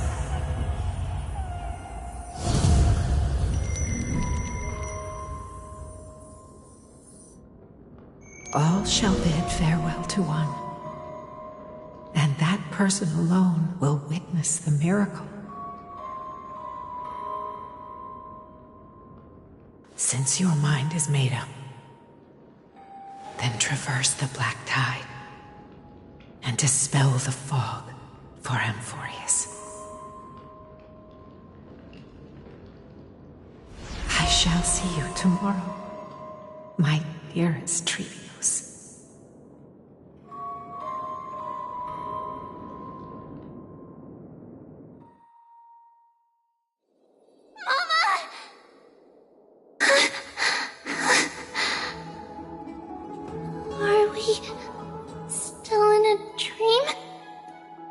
Did you have a nightmare? Maybe. But it's been a long time since we had any dreams. It's not yet the entry hour. You still have plenty of time to rest. No. Our heart is still racing. It must be that reckless Kremnoan soldier who startled Trinan, and you as well. If you want, I can pass through his chest with the golden thread right now. Aggie, cut it out with the scary talk. I'm just kidding. If I were serious, I wouldn't have waited until now. Do you want to talk about the dream? Keeping it bottled up is not good for your health. We had a dream about Mama. The dream itself was nothing. It's just the timing that feels a bit unsettling. You mean... It's Trian. Even if we refrain from ever using the power of the Century Gate again, her soul continues to slowly drift away from her body. There isn't much time left. Perhaps it wouldn't be such a bad idea to let her relinquish her role as the gatekeeper and live out her days as a carefree child. You have a point, Aggie, but our decision has already been made on that matter. I believe there's still another way. Souls will be spent until they dissolve into dust. Such is our fate. Once we had a whole and connected body. If that body were a tree, then its trunk and branches would share the same fate, decaying at the same pace. Now, we are fragmented into numerous selves. Despite the absence of a trunk, we are offered another possibility. We can choose how our branches will perish in a way that is most beneficial to the Flame Chase journey. Compared with saying farewell to one person, watching many fade away before me is even more sorrowful. But advancing is the destined end of Yanis's trial. There's no retreat in our path. Don't feel sad about saying goodbye to us. We've already agreed on this, right? It won't be long before I forget what sorrow tastes like.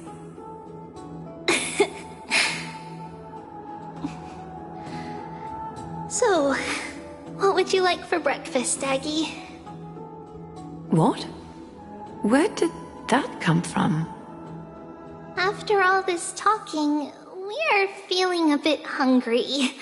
Plus, it's nearly the entry hour now. Do you remember when we first met, Aggie? You were still a little one, and we caught you secretly eating oatmeal late at night. While my emotions might be fading, those memories are still as vivid as ever, teacher. Please, let me do it. What would you like to eat? It's fine! Leave it to us. You should rest for now. It won't take long, and we'll call you when it's done. In that case, thank you. Then, see you tomorrow, Aggie.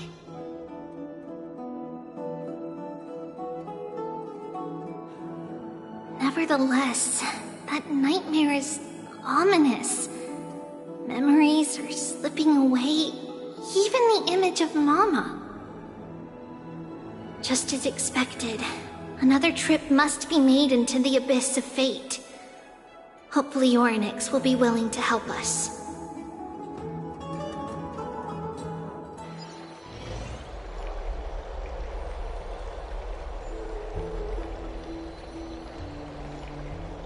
Long time no see, Professor Anaxa. Who are you? It's been a while. I'm the one who once overthrew the entire classroom in that spiritual physics lecture. Oh, it's you. No way. Do you really still remember that, Professor? I remember that glib tongue of yours. What brings you here? Surely you're not here to reminisce. You could tell. Of course. You only beat around the bush when you have a hidden agenda. That's not true. I'm here to seek enlightenment, as always. Could you please teach me everything you know about the black-robed swordmaster? Rumors sure travel fast. Unfortunately, I too know nothing about it. I can only tell you that it is clad in a black robe and wields a greatsword. At least, it looks like a greatsword. It's shaped like a twisted half-sun, and a peculiar dagger resembling a crescent moon.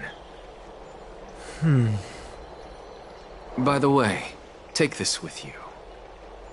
I got it from the sneak attack. It's yours now. Oh. I was right. It is this thing. The one who torched Aedes Elysiae to the ground. And killed everyone. Don't try to be a hero. No one in Akama stands a chance against that thing right now. Is that what the Titan said as well? Not at first. But the god relented after having had a taste of its power. Even with the god possessing me, I couldn't fight against that blade. That incredible power doesn't seem to be granted by any Titan. Are you suggesting that it originates from beyond Amphorius? It's possible. Much like the Black Tide, no? Nonetheless, it's an enemy we must overcome. We? Drop the pipe dream, Finon. No one wants to see you fall by their blade. His mere presence will endanger the Holy City and the Flame Chase. You know that I don't believe in... You don't believe in the so-called prophecy, I know. However, I'm here to seek your assistance, not at the request of Aglaya or Tribi. I just want to eliminate a threat to the city I pledged to protect. That's all. The tragedy at the Grove must never happen again. Take a seat. Since you are sincerely seeking enlightenment, I suppose I can tell you one more thing.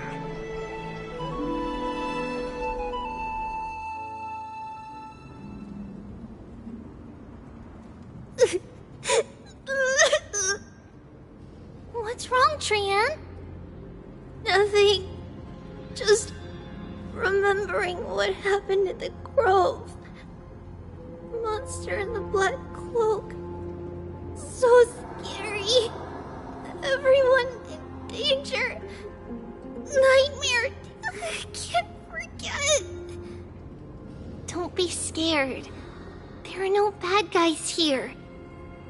Didn't you save everyone with the Century Gate, Trian? Trian threw it away. Far, far away. It's never coming back. We got back safe from the Grove because of you, Trian. You're the reason the Flame Chase journey can continue. Sorry. Trian feels a bit dizzy. Why are we here again? For the same thing, of course. Remember? Tomorrow we will reveal the prophecies past to everyone. But first, we need to restore the memories that have been blurred by the fragmentation. We hope to present the full truth to everyone, without hiding anything. Since Yanis caused the fragmentation, we can only turn to another Titan, Orynyx, for help. Also, remember to get breakfast ready for Aggie before the Lucid Hour tomorrow. Oh, yes! Trian remembers now! Oh, on that note, we had better prepare some saffron before we meet with the Titan. Saffron? Oh, it's an essential offering for rituals in the Temple of the Three Fates. You think we shouldn't go to Orynyx empty-handed? Yes, it's also a symbol of Yanisopolis. If we are to replicate memories, we need to use something that is experienced those days. And when we first met Aggie, we added that to the porridge we made for her, and she really loved it. I see! It's like killing 3 birds with 1 stone! But it all depends on whether Orynyx is willing to help us. This could be a problem. After all, it was us who took the core flame from Yanis, from Orynyx's kin. We will have to give it a try. If there's truly no other way... In our current state, we probably can't do anything to them. We'll cross that bridge when we get there. Leave it to Trian. Trian knows how to play cute. In any case, let's look for saffron first. I hope there's still some left in the temple, untouched by Mikador's soldiers. I remember that aged saffron is preserved in sealed jars. Let's be on the lookout as we go.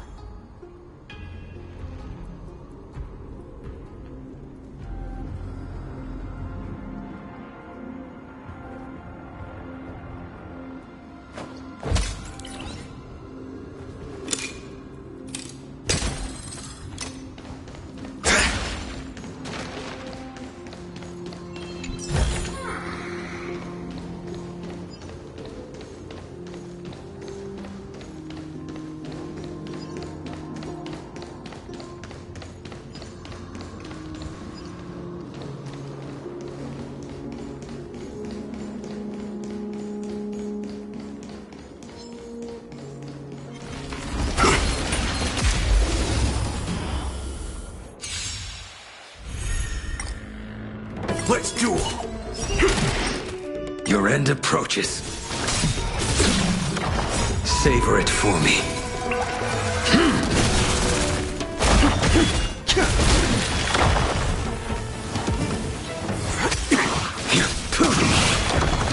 Failed to send you. Remember this. When it's time to shoot, quit yapping.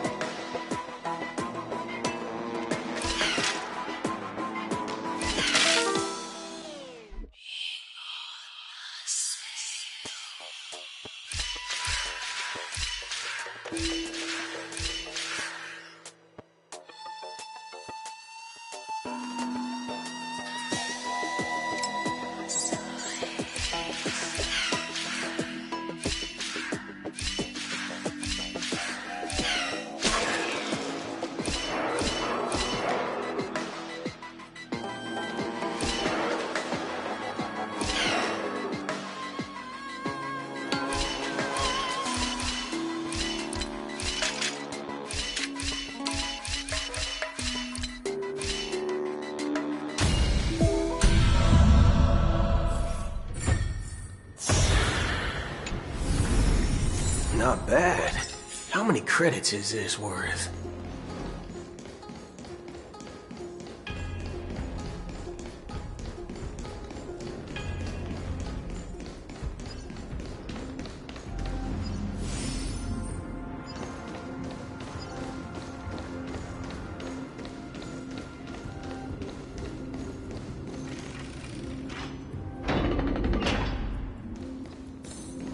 It's a dead end ahead. Turn back, teacher. What? Aggie? No, it's an illusion.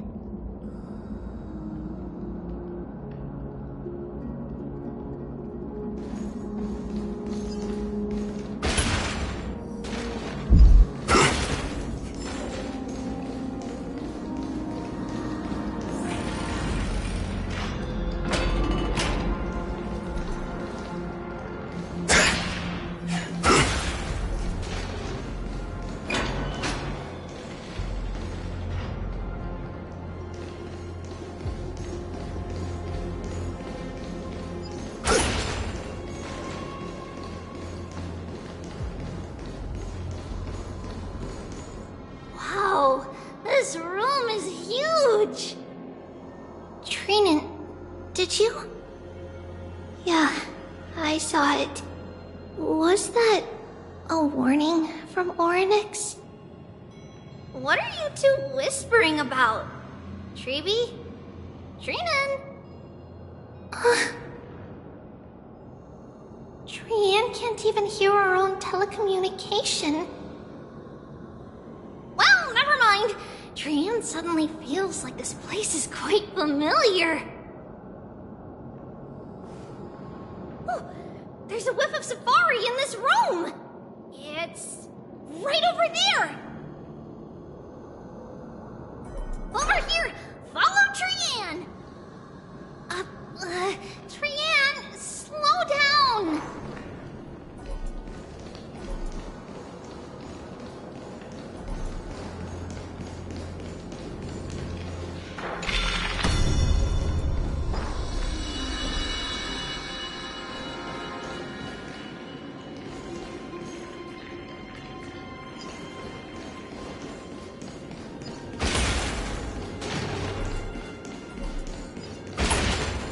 Even if separation is our fate, a futile death is not the solution.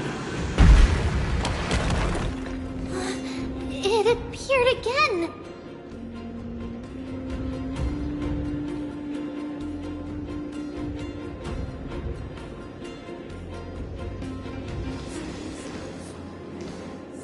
Right here! I summon thee, Orynyx! Stir up ripples of past reverie! Something's appeared! Wait, we should read it first.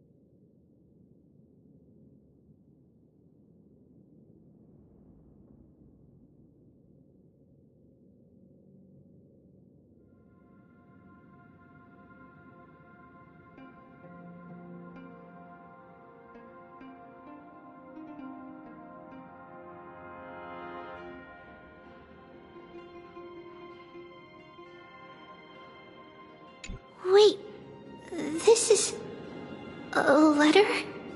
It mentions something about Saffron and Treebios?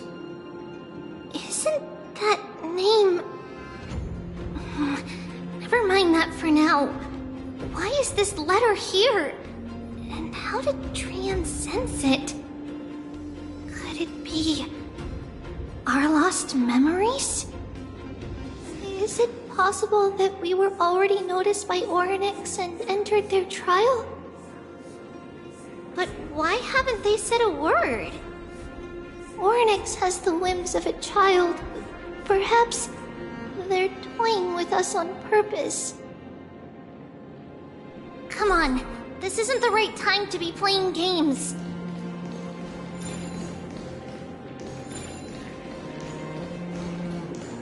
Separation and death, or reconciliation, doesn't come easily for a mortal. Are these visions also fragments of the past?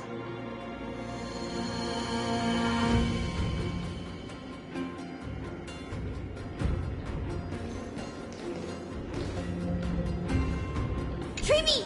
Trinan! Look what I found! Is this the safari? Coming! We'll take a look. But Trian, there's nothing in here. What? It was right in the stolium. Huh? There's really nothing here. That can't be! I swear I saw it! I swear! Trian is telling the truth. It was right there. Where did it go? Trinan, Treevee, why aren't you saying anything? Trian can't seem to hear you at all. We were just lost in our thoughts. Don't worry, Trian. What you saw was likely, Yanis' hair. We must have startled it away.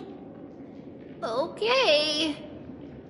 Could Oryx be trying to make us falter? But why would they do that? Something feels off. Treevee, don't you think this temple is a little too quiet? What do you mean? It might just be an illusion, but Trinan wonders, is Oryx really putting us through a trial?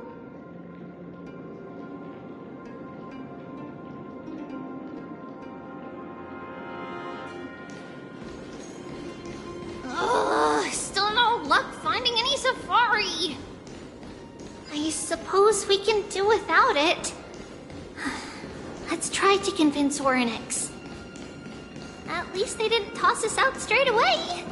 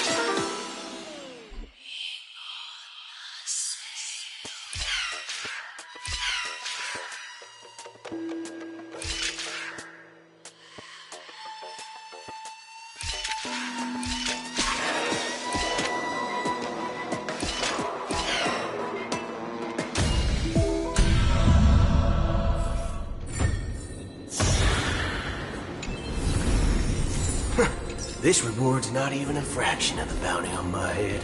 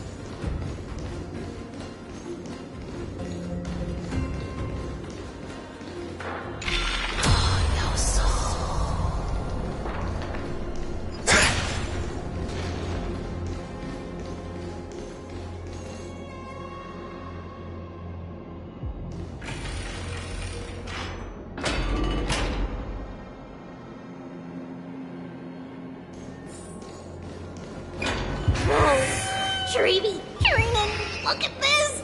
So cool!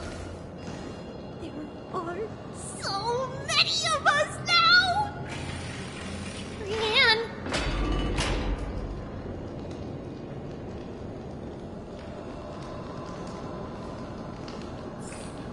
It's really quiet in here. Do all Titans live in dark places like this?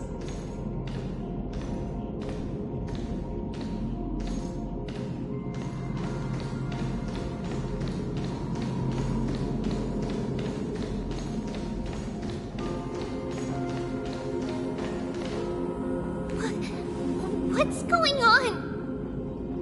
Oryx disappeared?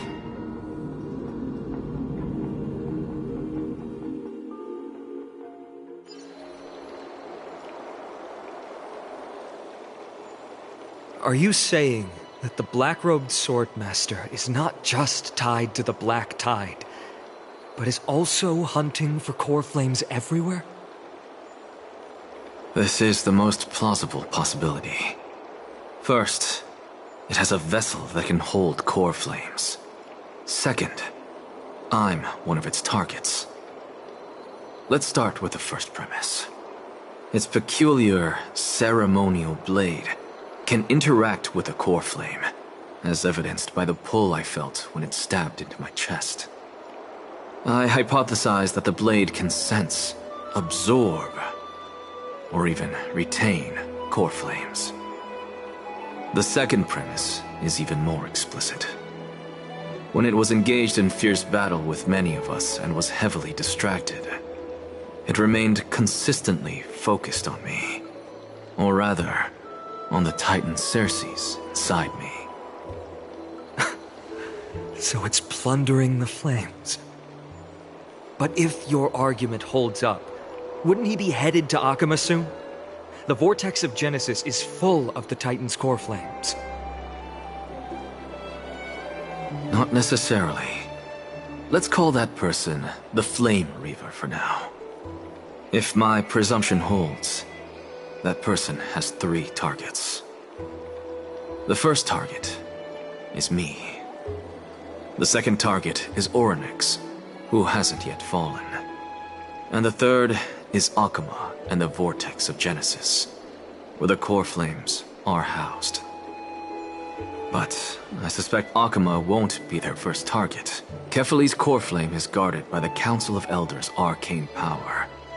And Fagusa's water curtain should be able to block out any external perceptions. What about Thanatos and Aquila? Their core flames are yet to be restored? The whereabouts of Thanatos remain a mystery to all. As for Aquila, can you fly? No, I can't. Why are you asking that?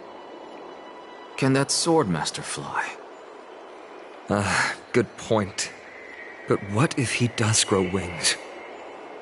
If they had wings, I wouldn't have made it out of the grove alive. That's a relief. Anyway, since the Flame Reaver has 2 targets, we need to move fast. With the distances between Akama, the Grove, and these potential targets, I believe we should bolster our defenses and...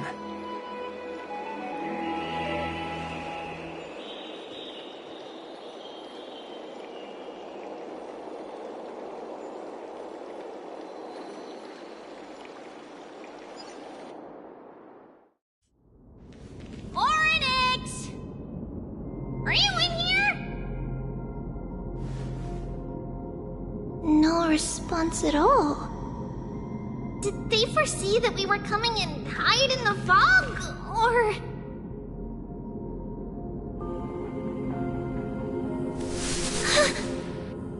Treeby, we should leave. This temple has other people in it. What? Oh. Listen, footsteps. Fast ones. 3 or 4 people coming this way. Come on, we need to hide. Whoever they are, we can't let them see us. Treeby, Trinan, come check this out. What's this?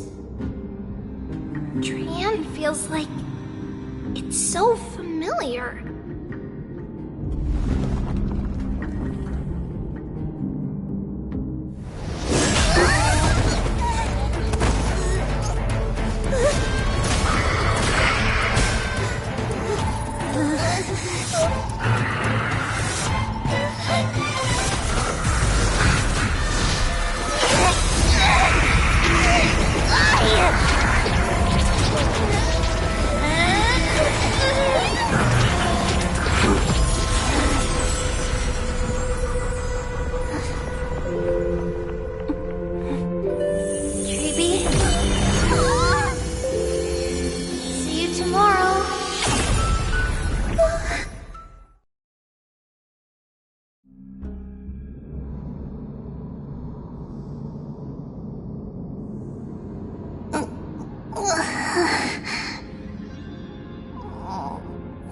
Where am I?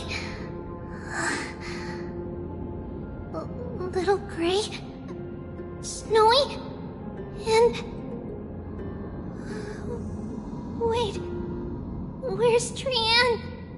Is she back?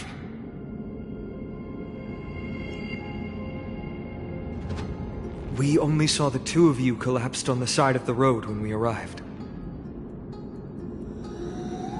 Danny and I looked around, but we couldn't find any traces of Lady Trian. What about the black-robed swordmaster? Blast it! Of course it's him. We were still too late. I fear something bad has happened to Oryx's core flame. Then Lady Trian... She doesn't have much divine power left. We can barely sense anything. That you're both safe is already a blessing. Everyone, we must take action now. We should split into 2 groups. One group will stay in the Abyss and meet up with Aglaya's reinforcements, then search for Trian's whereabouts. The other group will come with me to pursue the black-robed swordmaster and recover the core flame.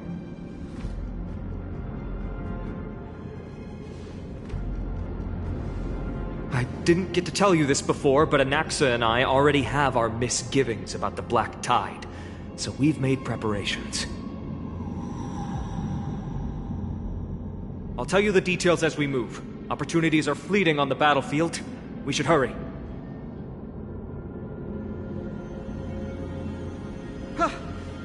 Lord Finan!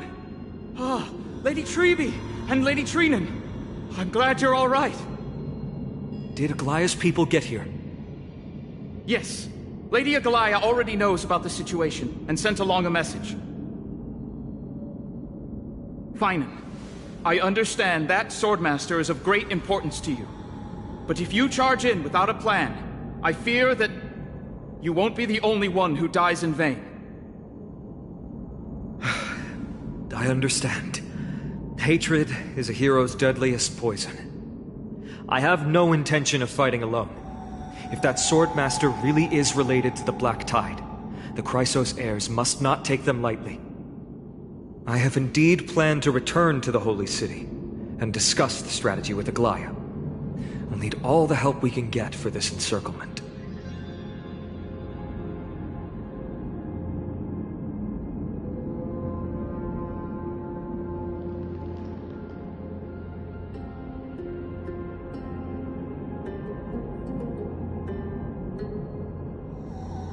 Renan will stay in the Abyss too. That way, both sides can communicate with each other if anything happens. Thank you, everyone. Partner, Tribi, let's go.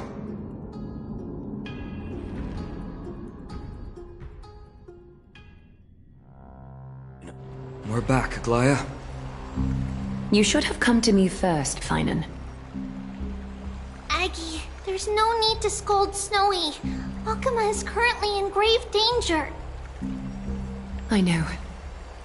It's beyond my imagination that the only two titans humankind can still rely on fell in such quick succession. I've never seen the golden thread pulled this taut, as if it could snap at any moment. Finan, tell us your plan. Time is of the essence.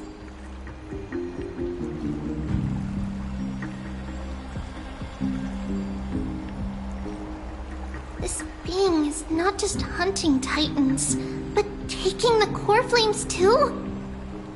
Yes, just like the Flame Chase journey is doing.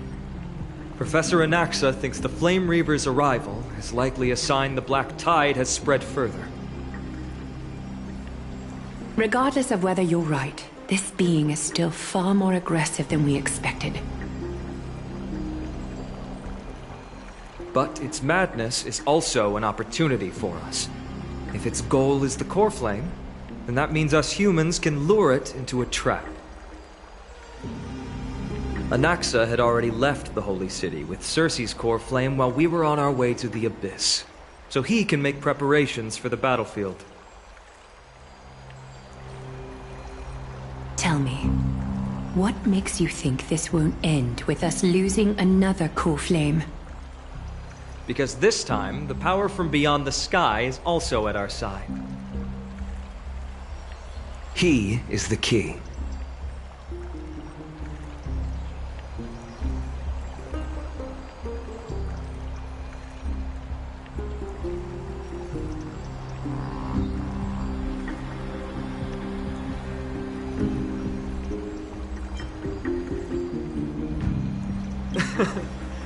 We need your other companion, too. Ma'am, do you mean me? I see. Finan, that battlefield you mentioned, is it Castrum Kremnos? Yes, I'm sure everyone remembers the astonishing miracle our partner here performed with his companion during the battle with Nikador, and how they awakened Castrum Kremnos' past. That will be the key to our victory. We will use Orynyx's power to once again open a passage to the past and lure our enemy inside. Then, we'll seal the Flame Reaver in the maze of time. Impressive. Orynyx has fallen, and Yanis's divine power already belongs to Akuma. Once we take back the core flame, the Swordmaster will have no means of escape. It's very clever, using the element of surprise instead of brute strength. Can you do it, little one?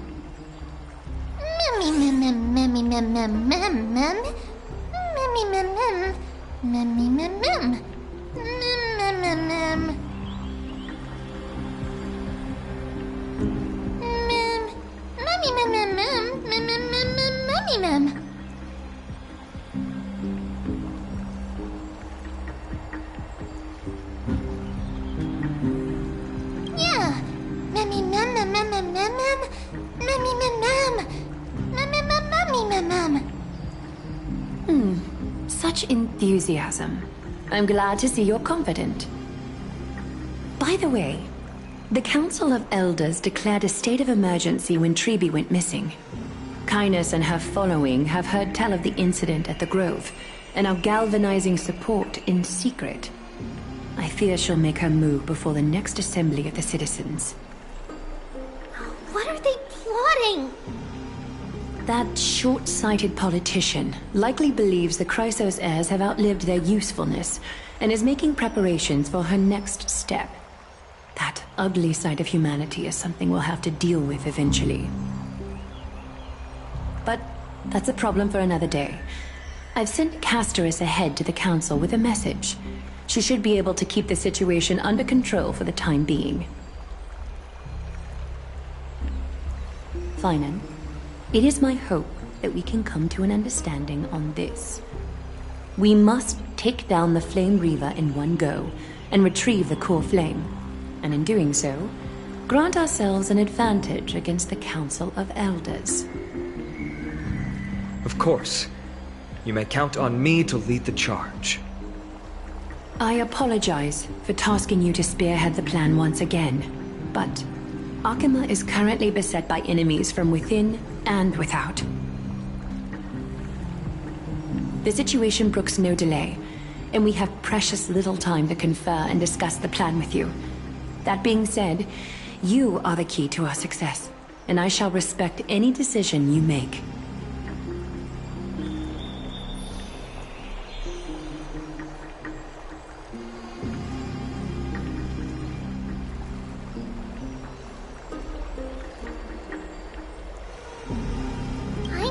As masterful as Trian when it comes to the Century Gate. But even I can open a nice big gate if I have enough time.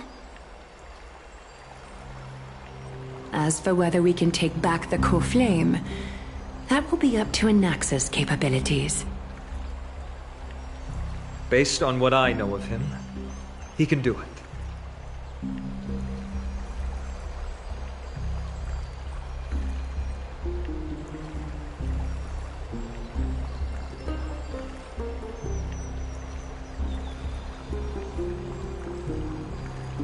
I'll be honest, we can't.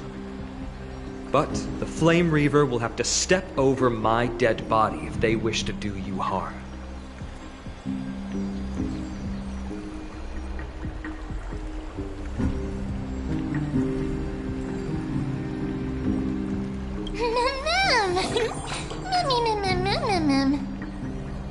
We are grateful to you for your aid, and to the rest of you as well.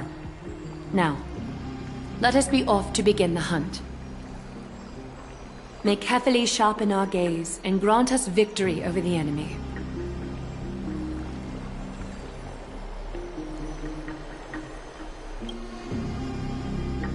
You mean Mighty? He's dealing with a different problem. Don't worry, that man would never miss out on this fight.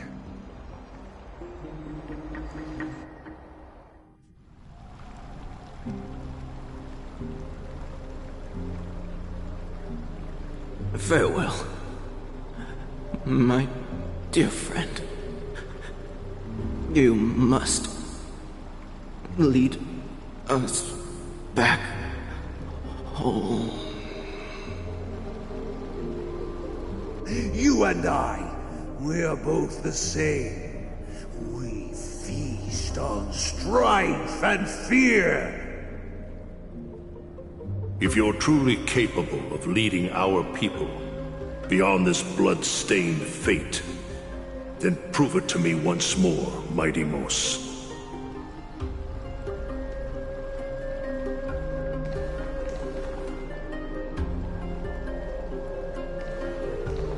I knew you'd be here. I heard you're about to set off on an expedition. That's right. It's going to be a tough battle, and our destination is... turns out to be Castrum Kremnos. Is that why you're here? To pray to the dead Nikador? No, just the opposite. I'm here to tell you, you can entrust the front lines to us this time. You can't afford to lose your upcoming battle either.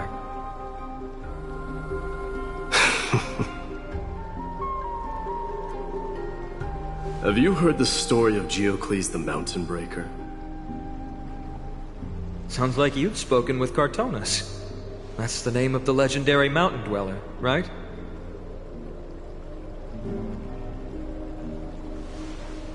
Let's have a chat before we go our separate ways. Cartonus told me that back in ancient times, the mountain dwellers lived in seclusion. They spent their days quarrying and gathering, living a simple and peaceful life away from strife. But Geocles was different. He resisted their traditional way of life, yearning for the world beyond the mountain. They're safe, but humdrum culture was like fetters around him.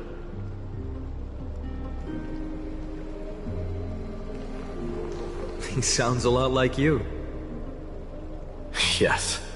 That is why he, too, faced the same dilemma as I do. One day, during one of Geocles' many ventures beyond the mountain, he spied a battalion of Laedonians stationed at the foot of the mountain. The Laedonians were at war with their arch-enemies, the Companions, and they used the mountain as a base to carry out guerrilla warfare operations. When Geocles, who had taught himself the common tongue, approached a soldier, he learned a shocking piece of news. Laedonians were planning to plant mines and explosives all over the mountain, and then lure their enemies within. With danger lurking with every step, the mountain dwellers' homes were no longer safe. Geocles quickly returned to his village to bring the news to his people. But... let me guess. They refused change and chose to put up with the situation instead. That's right. The mountain dwellers were fearful of even the smallest change to their lifestyle, let alone leaving their home. Despite the imminent war, the elders would rather negotiate for peace instead of leaving the mountains. This made Geocles both angry and sad. But he didn't give up. If you were in his shoes, what would you have done? Lead my people on a resistance, perhaps. I'm not sure. I can't think of a solution that would make everyone happy. A solution that would make everyone happy, huh? That's how naive we are. Well, let me tell you what Geocles did. He took the mountain dweller's store of gemstones and traded them with the Laedonians for a massive amount of gunpowder. But he didn't do this to fight the Companions. Under the cover of night, he set ablaze the forest surrounding the settlement, forcing his people to flee the mountain. That great fire marked the beginning of mountain dweller history. Since then, their people became part of civilization, and giants became a common sight in the Holy City. Meanwhile, that mountain they once lived in has turned into little more than foam inside the black tide. But leaving their homeland also brought many mountain dwellers misfortune. They were hunted by Kremnoans or enslaved. Indeed, that is undeniably also part of their history. But that is Geocles for you. The merits of his actions, or lack thereof, have been scrutinized by many, but historians nevertheless hail him as the Mountain Breaker. Why do you think that is? It's simply because he took action and enacted change with his own hands. He didn't try to make everyone understand him, nor did he even waste time trying to make everyone happy. He started a great fire and burned the shackles of tradition to ashes. And then forced everyone to march toward the coming of a new era. You've made up your mind, haven't you? I'll be leaving Akama soon to fight the great darkness of this world, and to shoulder Nikador's destiny. So, listen well. If there comes a day when we meet again on the battlefield, that I stand opposed to the flame chase, remember to stab your sword into my back through my 10th thoracic vertebra. That's my weak spot, and the only way to kill me.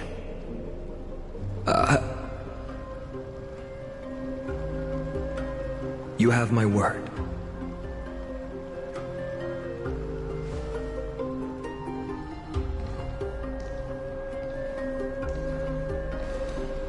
Go now. The battlefield calls. Send that flame-thieving hyena to their death. But if you find yourselves with no other recourse, pray to that blade in the sky. And loudly call out the name of the new god.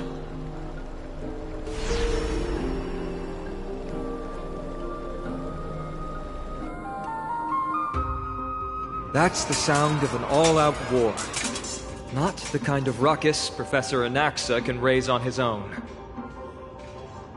Let's hurry. The battlefield is just ahead.